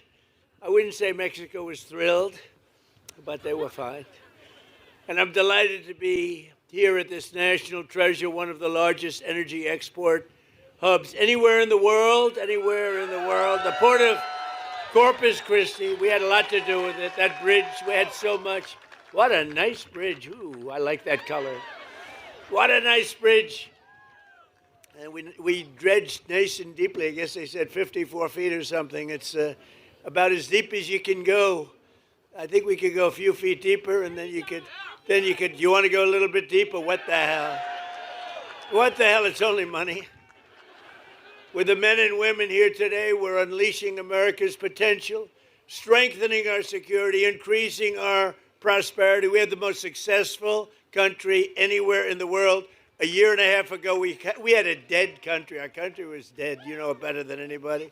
And cementing America's status as the #1 energy superpower by far anywhere on earth. And I want to thank Venezuela because our relationship is a very good one. We're a very, very good one. We're having a very good relationship. That ship is from Venezuela. For 4 long years before I took office, the Biden administration, Sleepy Joe Biden, one of the worst presidents in history, not one of the, I have to think the worst. How could you get, can you get worse? Somebody said, please don't be political today. Okay, but he's the worst president we've ever had. And its allies in Congress waged a radical left war on American oil and natural gas like you've never seen before. They were killing our country and killing your area right here. In fact, they say if I wanted, I could work. If I ran for the mayor of Corpus Christi, would I win? I think so. What the hell? I looked at your job stats. You have done very well with Trump. They killed the Keystone XL pipeline. This is the Biden group. Here's the good news, in all fairness. He had no idea what the hell was happening. But it was his administration of horrible people, horrible, radical left people. No, he used the auto pen very well. There's never been anybody in history that used an auto pen like that, almost conclusively. He piled crippling regulations on producers and refiners, imposed natural gas export ban, and slashed new leases for drilling by 95%. That's Biden.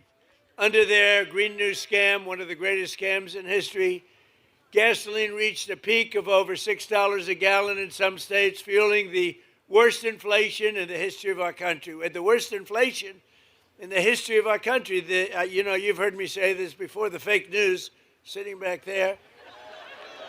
They say Trump exaggerated. It wasn't in history. They say it was 48 years. Okay, we'll take that too. In a way, 48 years sounds even worse if you want to know the truth. But they tell me it's 48 years. It's not. I think it's the history of our country. But whether it's 48 years or the history of our country, they're both pretty bad. Do we agree?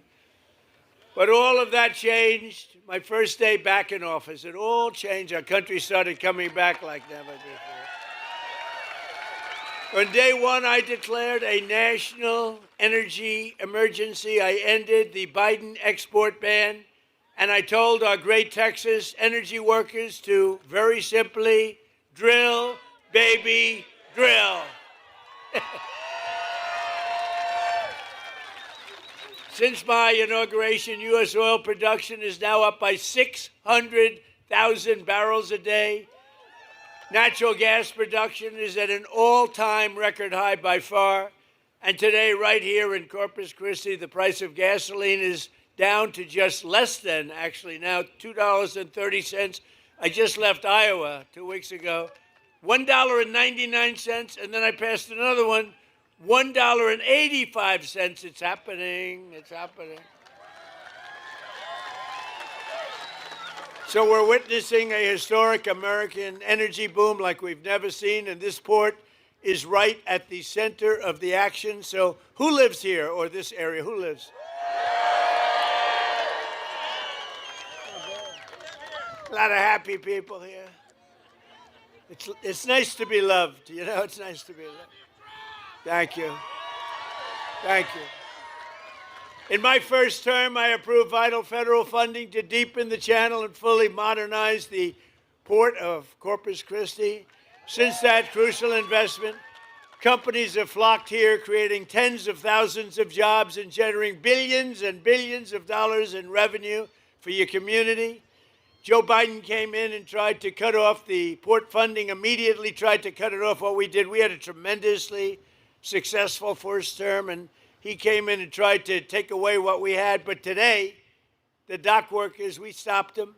And today, the dock workers, energy workers, and great people of Texas, once again, really have a president that loves our country, a president that fights for our country, and a president who's got your back. Nationwide exports of liquefied natural gas are up 37%. Think of that.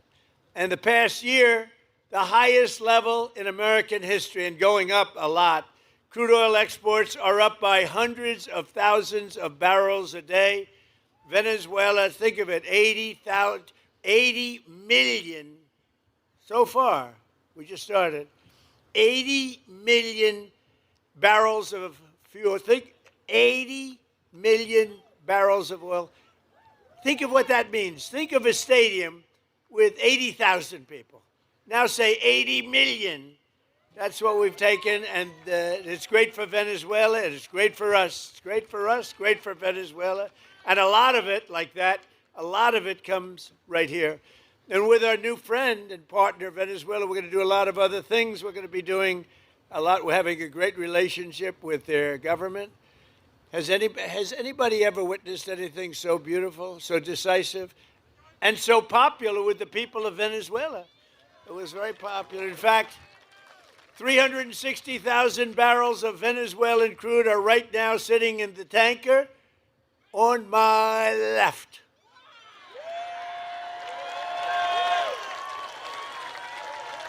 It's a nice one. So where the hell does that one come from? For the benefit of both our nations, we're going to refine their oil right here in America and right here in Texas, and then export it to all over the world. We're going to keep some for ourselves. We're going to give some to them, and they're going to make more money than they've ever made before. We'll help build their country again, which was a disaster. And we're going to build it up, and we're going to benefit also, and that's the way it's supposed to be, right? It's going to be great. One person who has witnessed our energy turnaround firsthand is Jesse Robinson. Jesse?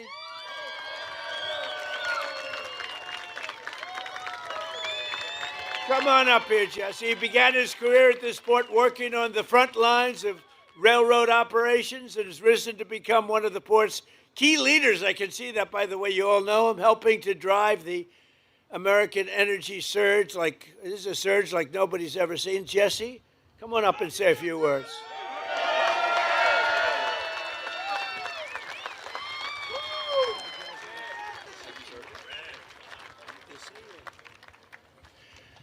Wow. Good afternoon, everyone. You know, I've been on this cargo dock probably 1,000 times, but I never could have imagined standing at this podium at this very moment with all of you as we honor together what an irrefutably historical moment this is. In my role as Director of Asset Management here at the port, I see firsthand every day the valuable contributions by President Trump. I see the millions of dollars in federal funds invested in infrastructure that helps us serve our customers so they can then turn and serve the communities around the world. At this port, I have the honor of leading roughly 75 employees and contractors, most of which are here today. And I can tell you with utmost sincerity that every one of us takes great pride in our jobs, supporting this global gateway. We work hard and with humility. This waterway means something to us. It represents the economic opportunity for tens of thousands of families throughout this region. I want to thank my family for supporting my commitment to this port. I want to thank my team for their heart and grit, and I want to thank President Trump for recognizing their tenacity and value. Thank you.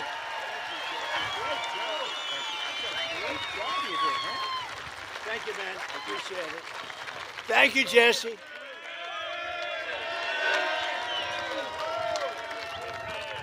Thank you, Jesse. Great guy and great family and hard worker. All hard workers. I'm a hard worker. We're all hard workers. Slashing energy costs. Hey, by the way, how did you like the State of the Union the other night? That was good.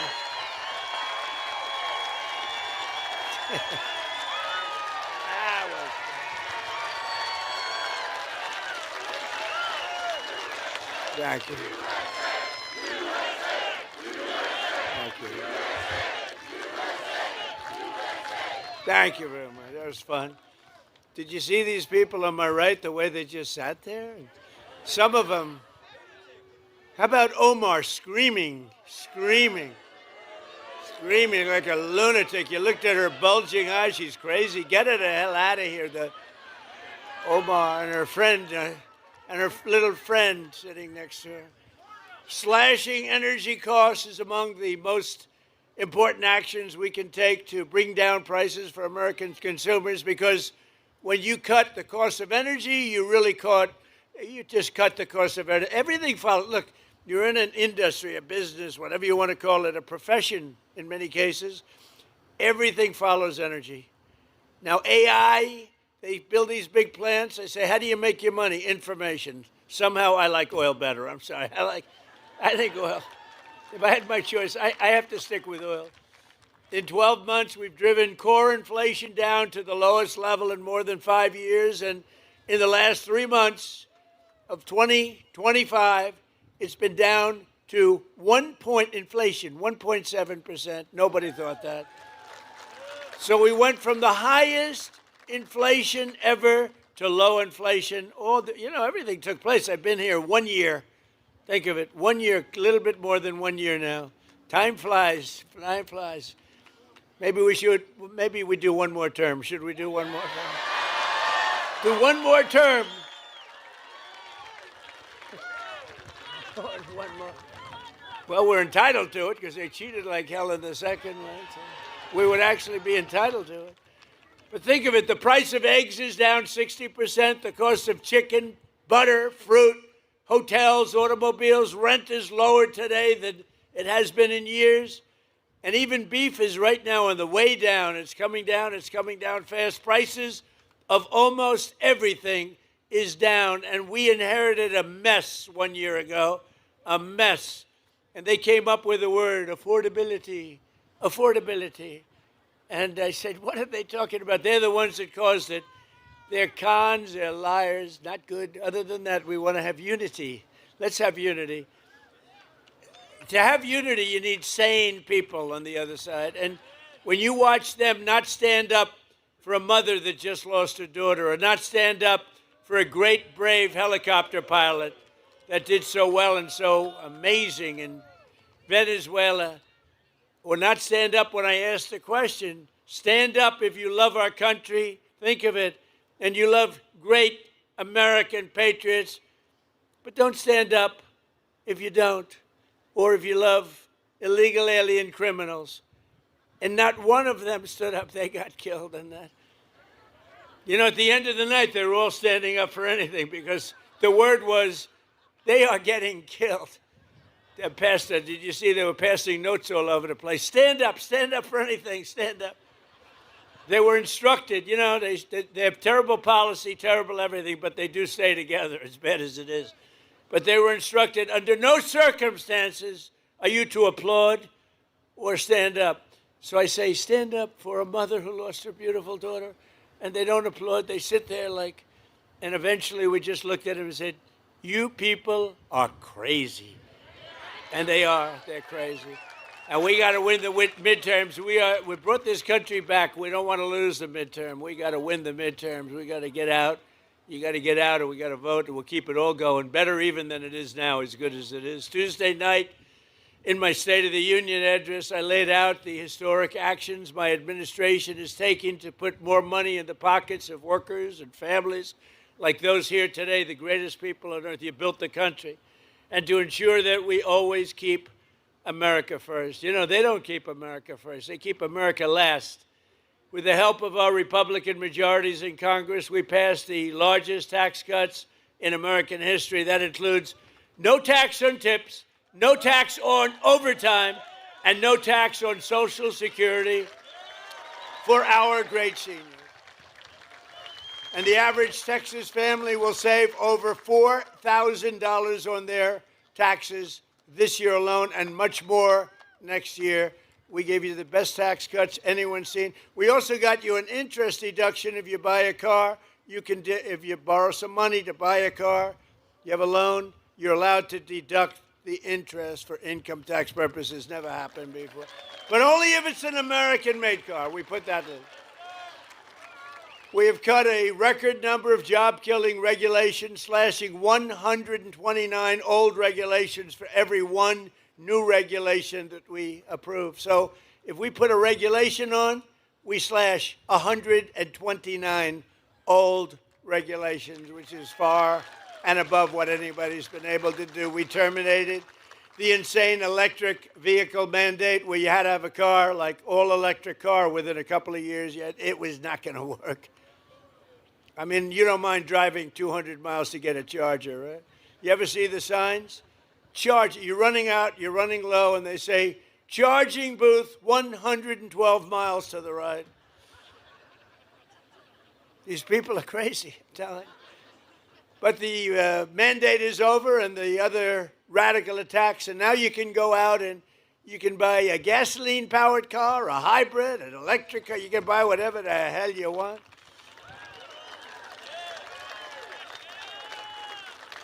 In 4 long years, the last administration got less than $1 trillion. So $1 trillion less, much less, of new investment came into the country. In less than 12 months, I secured commitments for more than $18 trillion. So think of it. For 4 years, Think of it, what it does to a place like this. 4 years, much less than $1 trillion. Less than 1 year, more than $18 trillion. I would say that's the difference between making America great again and making America a major loser. A short time ago, we were a dead country. We were totally a dead country. The King of Saudi Arabia said it to me. I was over, they invested $2 trillion in our country. I was over there with other great countries, but the King of Saudi Arabia said to me, President, 2 years ago, you were a dead country. Now you have the hottest country anywhere in the world. Can you imagine? The stock market has hit 53 all-time record highs since the election. Think of that in 1 year. Adding trillions of dollars in value, Americans' pensions and 401ks and retirement accounts, they're all through the roof. Who has a 401k? Wow. Is anybody unhappy with the job I'm doing? Your 401ks have doubled, right? Are they doubled? I have a policeman, I tell the story, same guy, I meet him, but it's this wonderful, tough policeman from New York. He's taking good care of us. And he said, sir, it's so good my married life has gotten so much better. Why? My wife thought I was a loser financially. I couldn't make any money because my 401k was dying for years. And now she thinks I'm the smartest financial genius ever. It's made my sex life good. It's made my life good.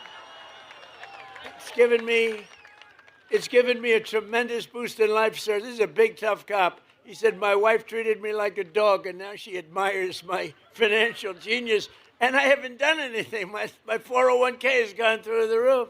So I said, thank you very much. But everybody's there, right? Everybody's up. Has anybody gone down with their 401k? Because if you do, you're a loser. Nobody. And then, you hear these radical lunatics say, the stock market doesn't matter. Well, it does matter because they have 401ks, they have investments, they buy stocks without 401ks. It matters a lot. Our stock market's going through. We beat 50,000 on the Dow. They said when I got elected, if I could beat 50,000 by the end of my 4th year, it would be a tremendous miracle.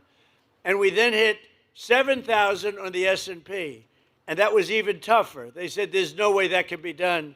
I did them both by the end of my 1st year. Not my 4th year, my 1st year. Which means you also did them both. So, so everybody's happy. And to help ensure that all Americans share in the gains from the rising stock market, I announced on Tuesday night that any worker whose employer does not provide matching contributions to a retirement account, my administration will begin matching your retirement savings with up to $1,000 a year. Nobody ever thought that's possible.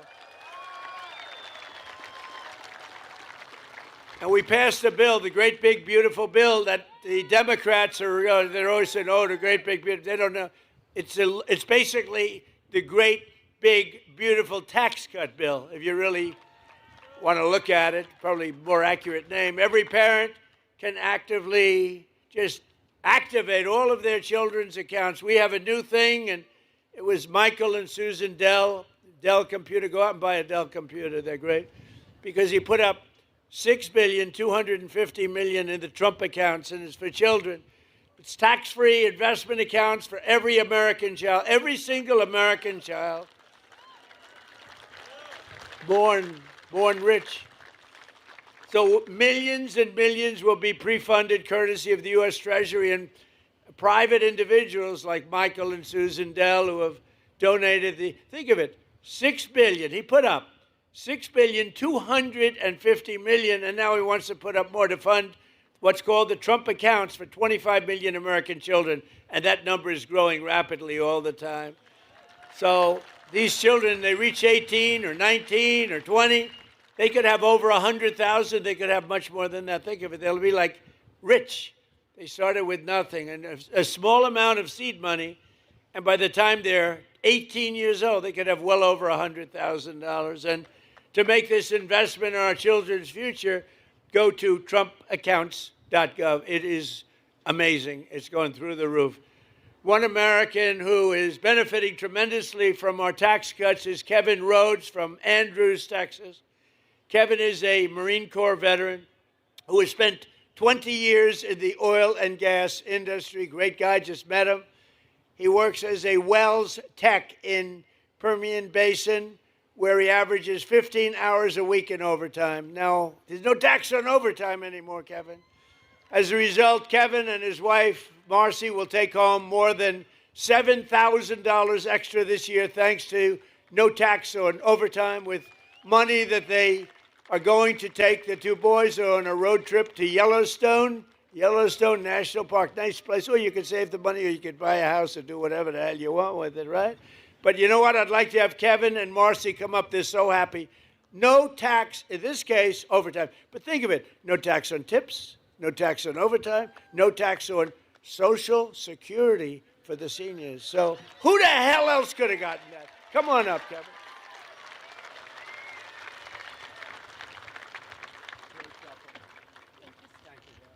Thank you, sir.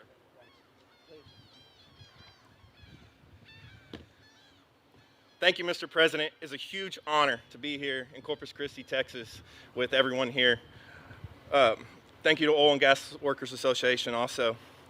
I stand here as a Marine Corps veteran, raw, with my wife, who is a small business owner. We own a small catering company. We are products of the oil and gas industry of West Texas. We send our oil here to Corpus Christi to send out across the world. With the legislation that has been passed with a no tax on overtime, we were able to buy a commercial refrigerator for our business. And then, like Mr. President said, we're going to take our kids on a trip to Yellowstone and Grand Teton.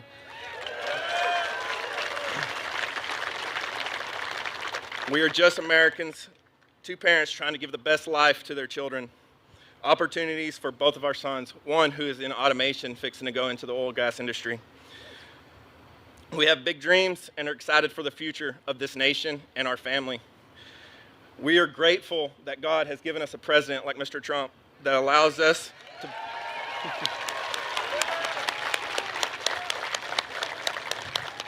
we are grateful that he has put America first. So God bless you, Mr. President, and God bless this nation. Thank you. Thank you very much, President. Good luck with it. You have a good life, okay? Thank you. That's great. Thank you very much, both. So we're also grateful to be joined by a man who's, they say, the most talented man in the oil industry. Doug Burgum, who, as you know, is a great gentleman. He was former governor of North Dakota. I wanted to put him at energy. He said, sir, I'm really good at energy, but there's one man that's better, and his name is Chris Wright. So I made Chris Wright the Secretary of Energy, and he has really proven to be fantastic, wherever you are, Chris. Where is Chris? Thank you. And he's got a beautiful hat. Beautiful. I love the hat. Gulf of America. I love that hat. We have one of the great governors of our country. He is an unbelievable guy, a tremendous friend of mine, and he is something very special. He's tough as hell, I want to tell you. If you think he's a nice guy, you're wrong. He's tough, he's mean, but it's all for you. So I want to just say, Greg Abbott, we love you, Greg Abbott. Good. Lieutenant Governor Dan Patrick. Thank you. He's been the chairman of my campaign all three times. All three times we set records. We set records like nobody. Okay, I don't want to brag, but in the history of Texas, I have, correct, Governor, I have by far the largest number of votes ever gotten, and it was the highest, then the highest again, and we just topped it big in the last election. So we have the highest ever gotten, by a lot, by millions of votes. I think I got to move here fast. I'll stay in Washington for a little while. We'll stay in Washington for a little while longer. So thank you very much. And we have a great Attorney General, Ken Paxton. Where's Ken? Hi, Ken. Hi, Ken. And we have a great Senator, John Cornyn. Hi, John. Thank you, John. They're in a little race together. You know that, right? A little bit of a race. It's going to be an interesting one, right? They're both great people, too. Thank you both very much. We appreciate it. Texas House Speaker Dustin Burrows, he's here, doing a terrific job. Hi, Dustin. Thank you, Dustin. Good job. Like you much better than the last guy, Dustin. And we have a senator who's really an amazing guy. I'm thinking about putting him in the Supreme Court.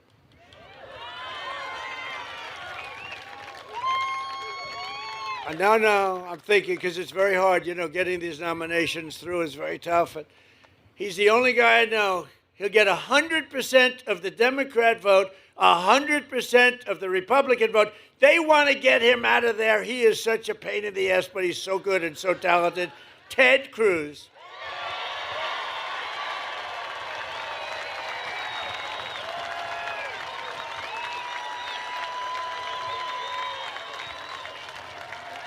That's right. If we ever had a problem, I just picked Ted. That'd solve that problem. No, he's a great guy. And he's a very talented guy, too. Smart. Representatives John Carter, Randy Weber, Jason Smith, Brian Babin. These are all incredible warriors, by the way. Jody Arrington, Lance Gooden, Chip Roy running for office. Chip? Where's Chip? You're doing a good job, Chip. Michael Cloud. That's right. He's the, oh, look at that. Whoa. Okay, this is his district, and people like you. You know, I've had some bad things where I introduce people from a district, and then they like you, Michael. That's good. And you know what? Honestly, they should, because he's a phenomenal congressman, a phenomenal friend, and a phenomenal congressman. Thank you for the great job, and you got that dredging. Is it 54 or 56 feet? Yeah. In other words, 54. He said, go with 54. You got that done. We got it done together, right? Made a big difference. Thank you very much. You have a great congressman. Congressman Tony Gonzalez is here. Tony, congratulations. Jake Elzy, Monica De La Cruz. Thank you. Keith Self, good guy. Oh, these are great people. Thank you, Keith. Brandon Gill, a young one. I endorsed him. I said, a very dear friend of mine happens to have a slight relationship, right? I endorsed him. I said, what does he know about politics? That was like 4 years ago. He knows a lot. You've been fantastic. Thank you very much. Thank you, Brandon. And another friend of mine who's doing very well, Wesley Hunt. Where's Wesley? Wesley Hunt. Doing a good job. Thank you, Wesley. Well, you do have an interesting election. You have a couple of them going on. Texas is so good. You know, I never really appreciated Texas because I won by so much it wasn't fun. But I'd rather have it that way, so let's keep it that way. Let's keep it that way. Director of Federal Housing Finance Agency, a genius financially, Bill Pulte. Hi, Bill. President and founder of the Oil and Gas Workers Association, very popular guy, Matt Code. And we have an actor who's one of the best actors in America. He played a gentleman that preceded me by a few years named Ronald Reagan. And Dennis Quaid has gotten accolades all over the place. And he really is good. Dennis Quaid, where are you, Dennis? Dennis Quaid. Hey, Dennis, come here, Dennis, come here. You know, they like celebrities and actors more than politicians in Medicare. Say a couple of words. Thank you, sir. Hello, Corpus Christi. Hello, Texas. My home state. I love Corpus Christi. And I love Donald Trump.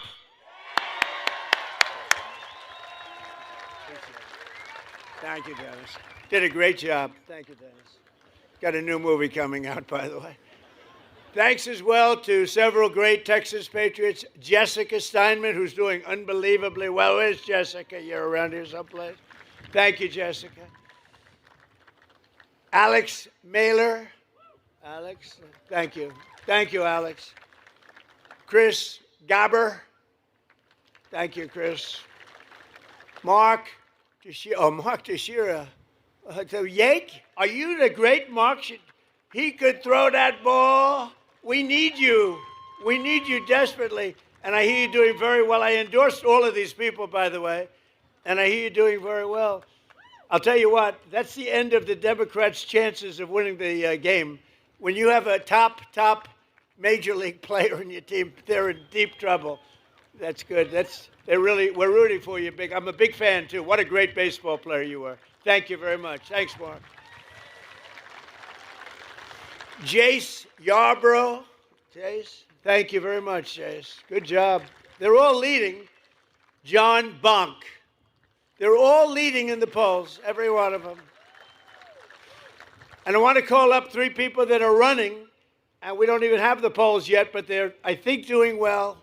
When we endorse people, I take it seriously, but these people we endorse, and just run on up here real fast. Carlos De La Cruz, Webb County Judge Tano Tijerina. Tijerina, come on up. And former Assistant Attorney Eric Flores. They're all running, and I think they're doing great. Say a couple of words. Yes, sir.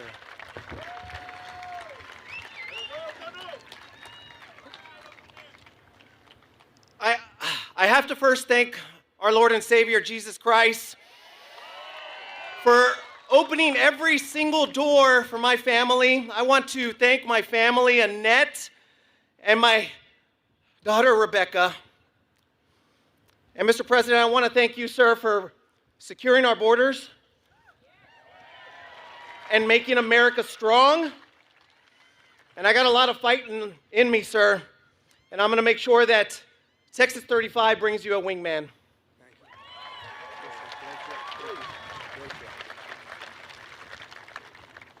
Mr. President, it is true an honor to stand up here. Soy un mexicano, Mexican American, soy un mexicano pero orgulloso, porque aquí estoy con el mejor presidente de todo el mundo. Mr. President, this is South Texas right here. Hard-working patriots, faith-filled patriots, Mr. President. Men and women that power this country, that our ports, our refineries, our ranches, and our military bases. Aquí no tenemos miedo para trabajar. Nunca tenemos miedo. We're not just a border, but we're the future, Mr. President. And we're here to back you up and continue the fight, fight, fight.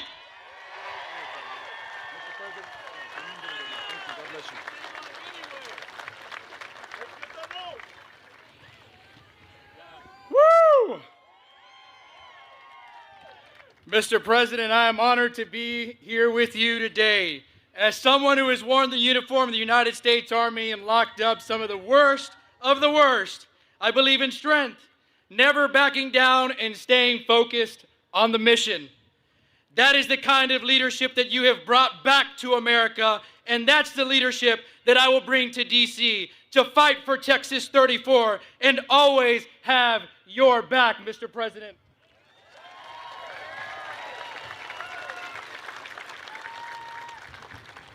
South Texas stands ready to do our part to secure our borders, grow our economy, and keep America strong. Thank you for being here, Mr. President, in Corpus Christi. Thank you for your endorsement and for your trust. And above all, thank you for your unwavering, unapologetic devotion to our great nation. God bless you, Mr. President. Always have your back. Good guys. They're all, I hear, doing really well. We haven't seen the polls, but they're all winning. Everybody I named is winning. But every day, and you know, it's interesting, the governor called me after the last election. He said, you know, you did something no Republican has ever done. You won every border town and little border city, but every border town, all the way up and down, all the way from one side to the other. He said, first time it's ever happened since, he used the word reconstruction, right? And I said, by reconstruction, are you saying the Civil War? Is that what you're saying? That was a fancy way of saying the Civil War. He said, that's the first time it's happened. We want every single and largely Hispanic vote. We love the Hispanic voters. We love them. And what a lot of people didn't understand, that the Hispanic voter wants safety and understands safety better than anybody else. So when I said we want safety, we want law and order, they got it better than anybody else, and they voted for Trump. So I just want to thank you very much. Thank you. Thank you, man.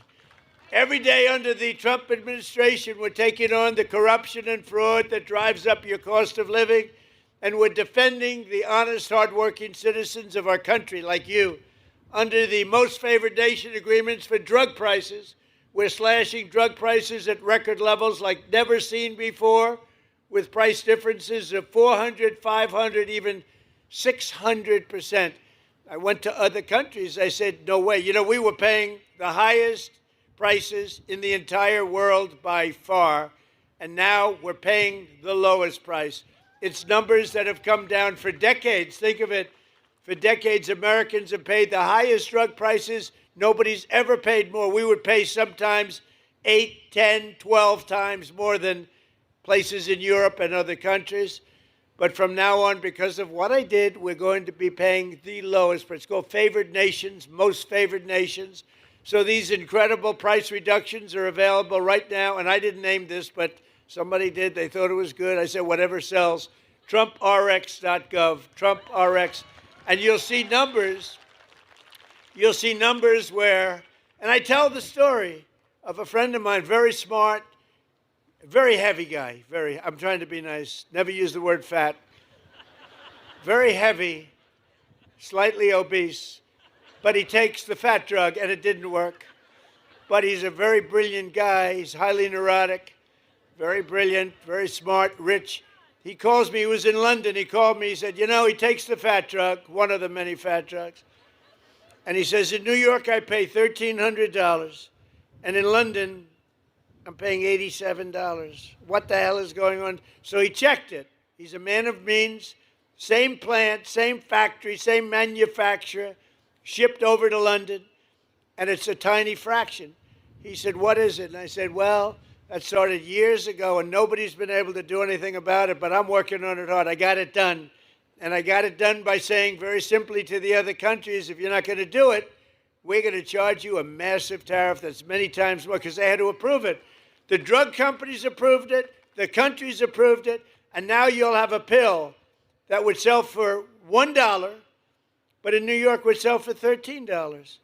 And now that pill is selling in London for $2 or $3, and it's selling in New York for $2 or $3. Came all the way down.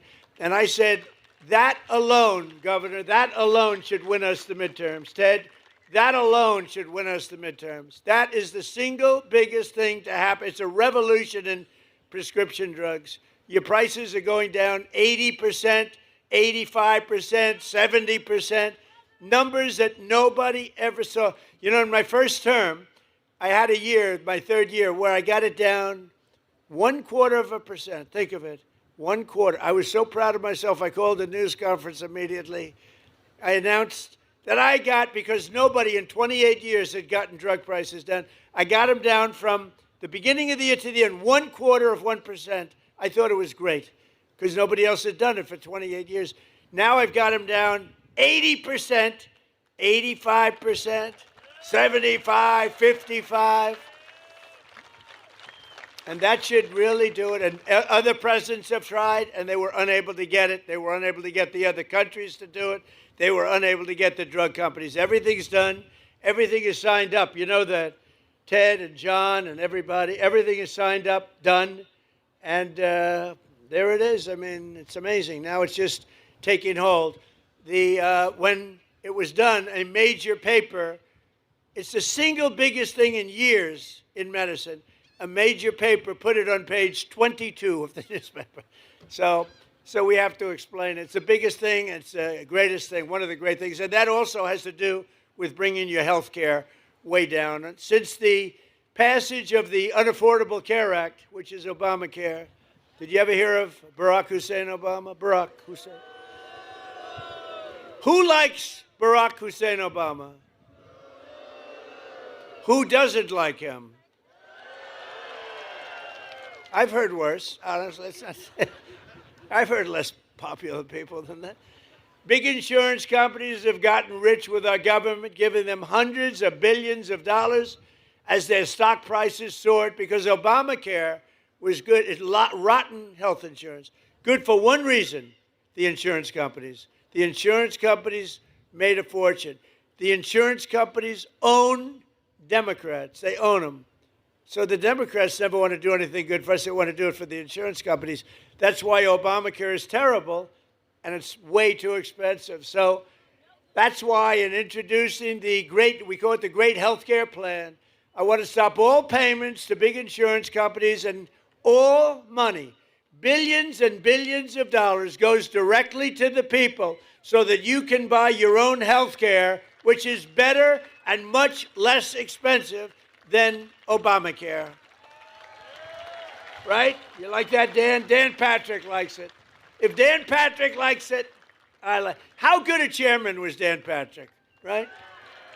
He's undefeated as chairman, right there. As I announced on Tuesday, under our new ratepayer protection pledge, we're also telling the big tech companies that energy usage, AI data centers cannot drive up electric prices in communities. They have an obligation to pay that. We have told them, you got to build your own power plant. You can't take it. You got to build it. And actually, we're doing them a favor because they never thought they'd have it so good. Because our grid, which is very old and broken, tired, and doesn't have great capacity, cannot sustain the kind of numbers that you're draining out of it. So I gave them the right, and now it's mandatory. I made it mandatory where they have to build their own electric power plant, so they're no longer taking out of the community.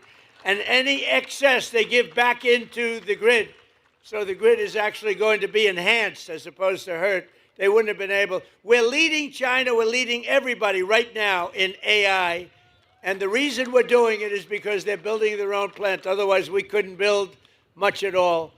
And so I just want you to know, as you see these massive plants, they're building their own power plant. They're becoming essentially their own utility.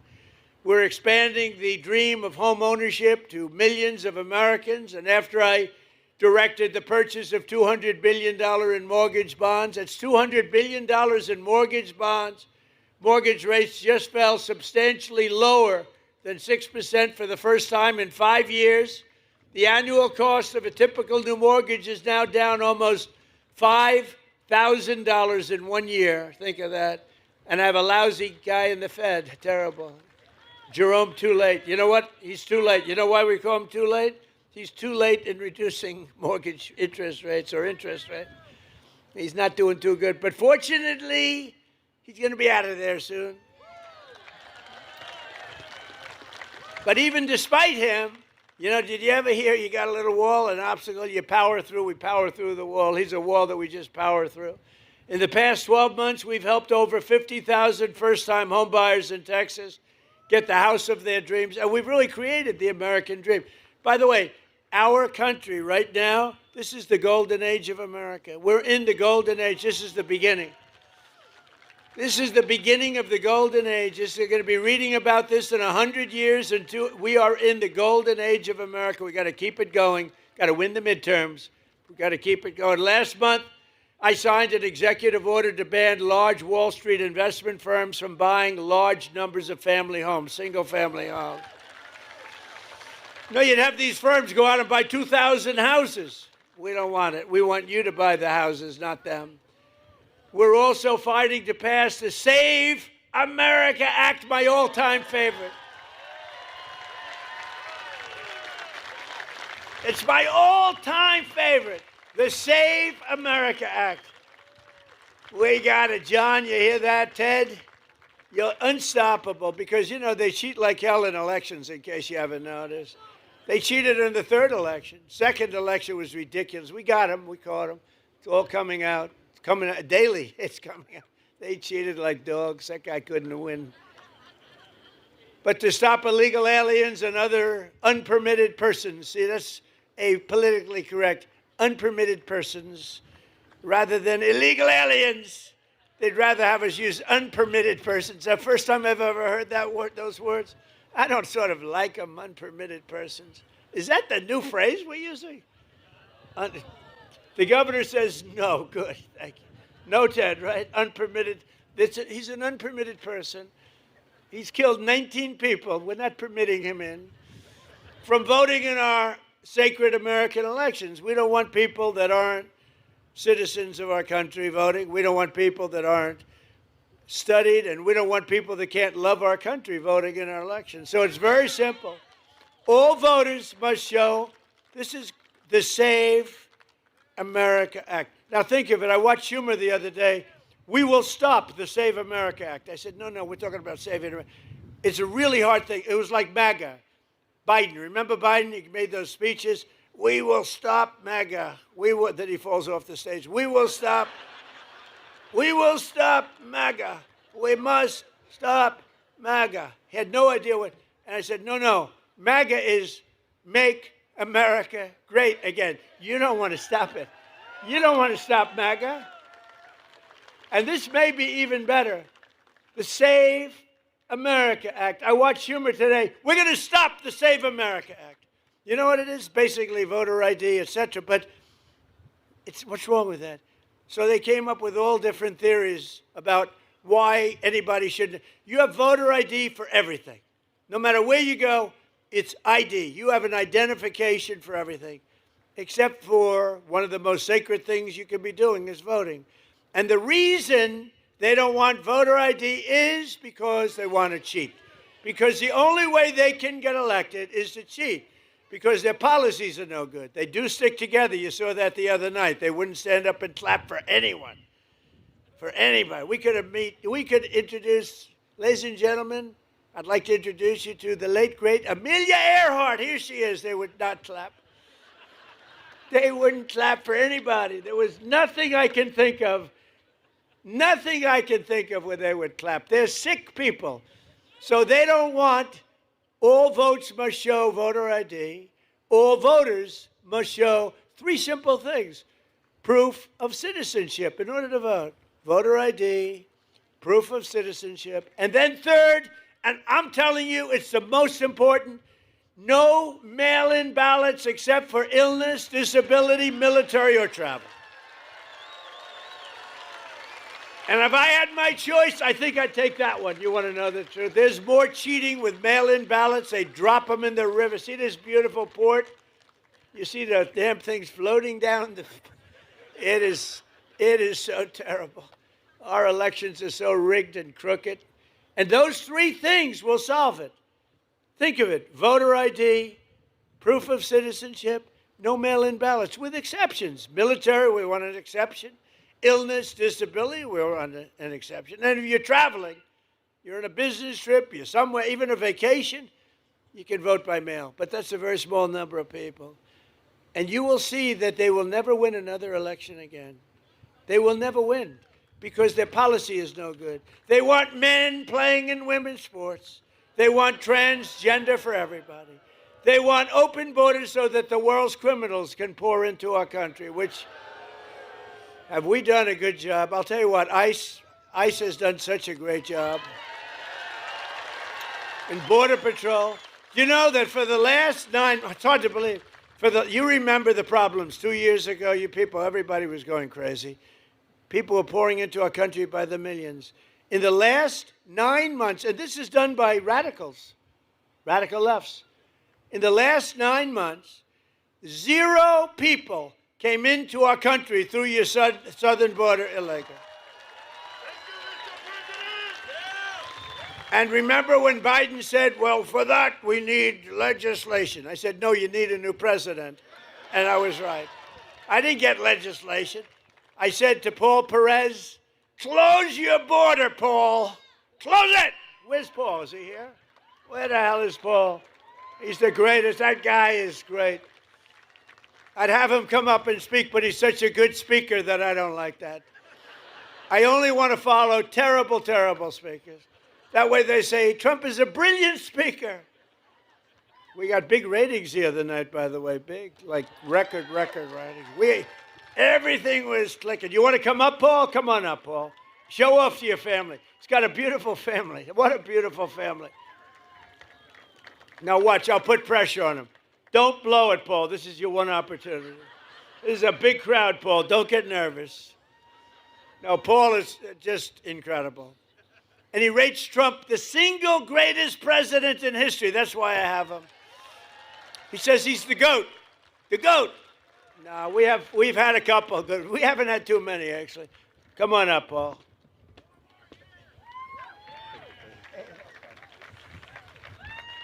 Thank you, President Trump. Thank you for the ride home on Air Force One. Really appreciated that. I am the president of the National Border Patrol Council, and I can tell you without a doubt, President Trump is the only president that backed up every campaign promise he made when it came to the border and everything else. We have record drops in immigration, in border crossings, in drug seizures, because President Trump, within 1 hour of being inaugurated, allowed us to do more than what Biden allowed us to do in the entire 4-year term. President Trump is the best president in the history of this country. Prove me wrong.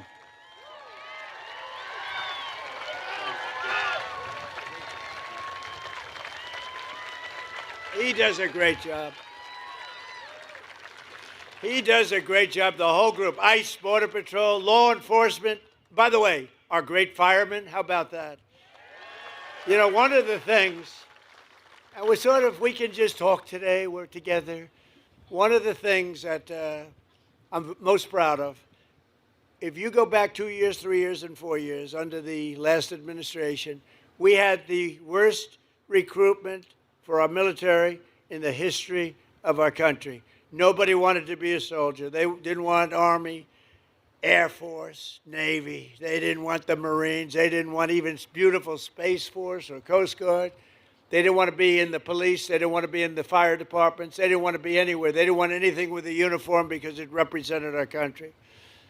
Since then, and it started really with November 5th, which was the election, but since November 5th, we have the highest record of recruitment in the history of our country. Think of that. And that includes ICE and Border Patrol. And I want to thank Paul because that group of people does a great job. Think of it. I guess it's 9 months now, registered zero. Now, I don't even believe it could possibly be that low because millions of people, but it's pretty close to zero. And they say it's zero. If they say it's zero, it has to be. They're Democrats that do it, so they're not going to give me any benefits. Just over 1 year ago, we inherited a total disaster. 4 years now, think of it. 4 years, we had ruinous inflation, economic surrender. We surrendered to the whole world. A border invasion, rampant crime and chaos. All over the world, they laughed at us. But today, we have ended that disaster and achieved a turnaround for the ages. Nobody's ever seen it like this. Nobody has ever seen a 1 year turnaround like we had. Think of it. We were a laughing stock 1.5 years ago, and now we're hot. We're hot.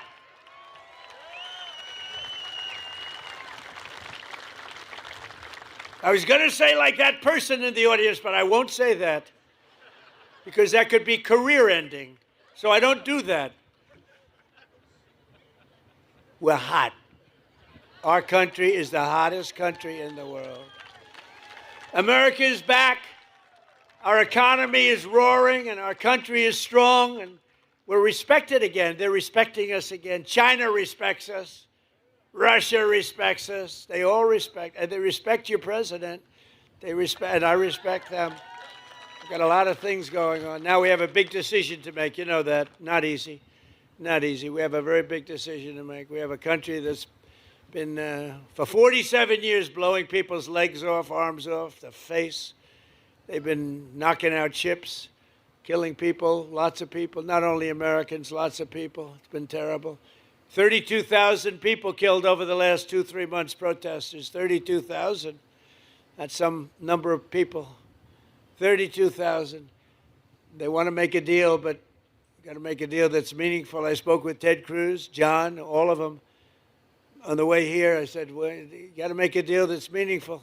We hit them real hard, as you know, with those beautiful B-2 bombers recently, knocked out their nuclear capability.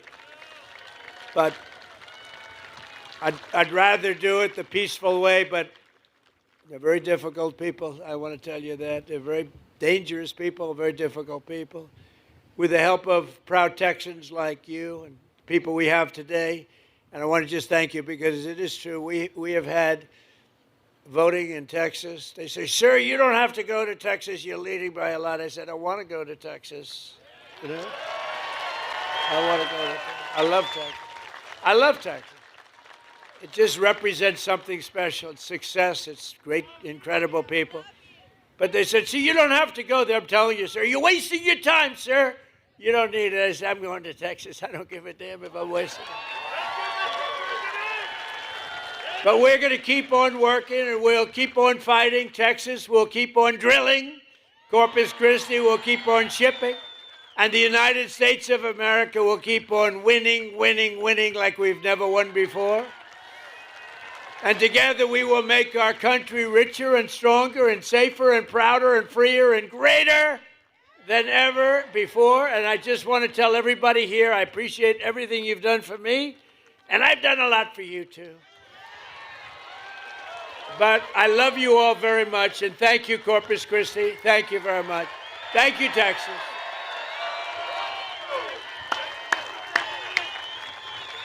Thank you, everybody.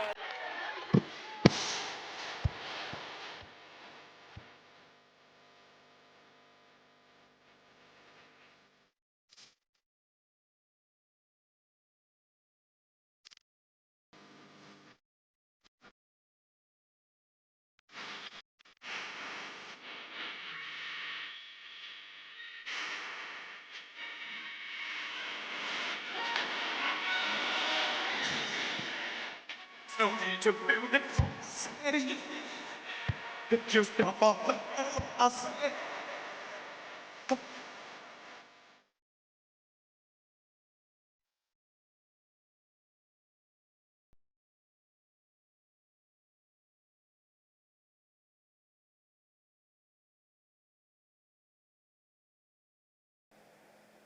Ladies and gentlemen, the 45th and 47th President of the United States, Donald J. Trump.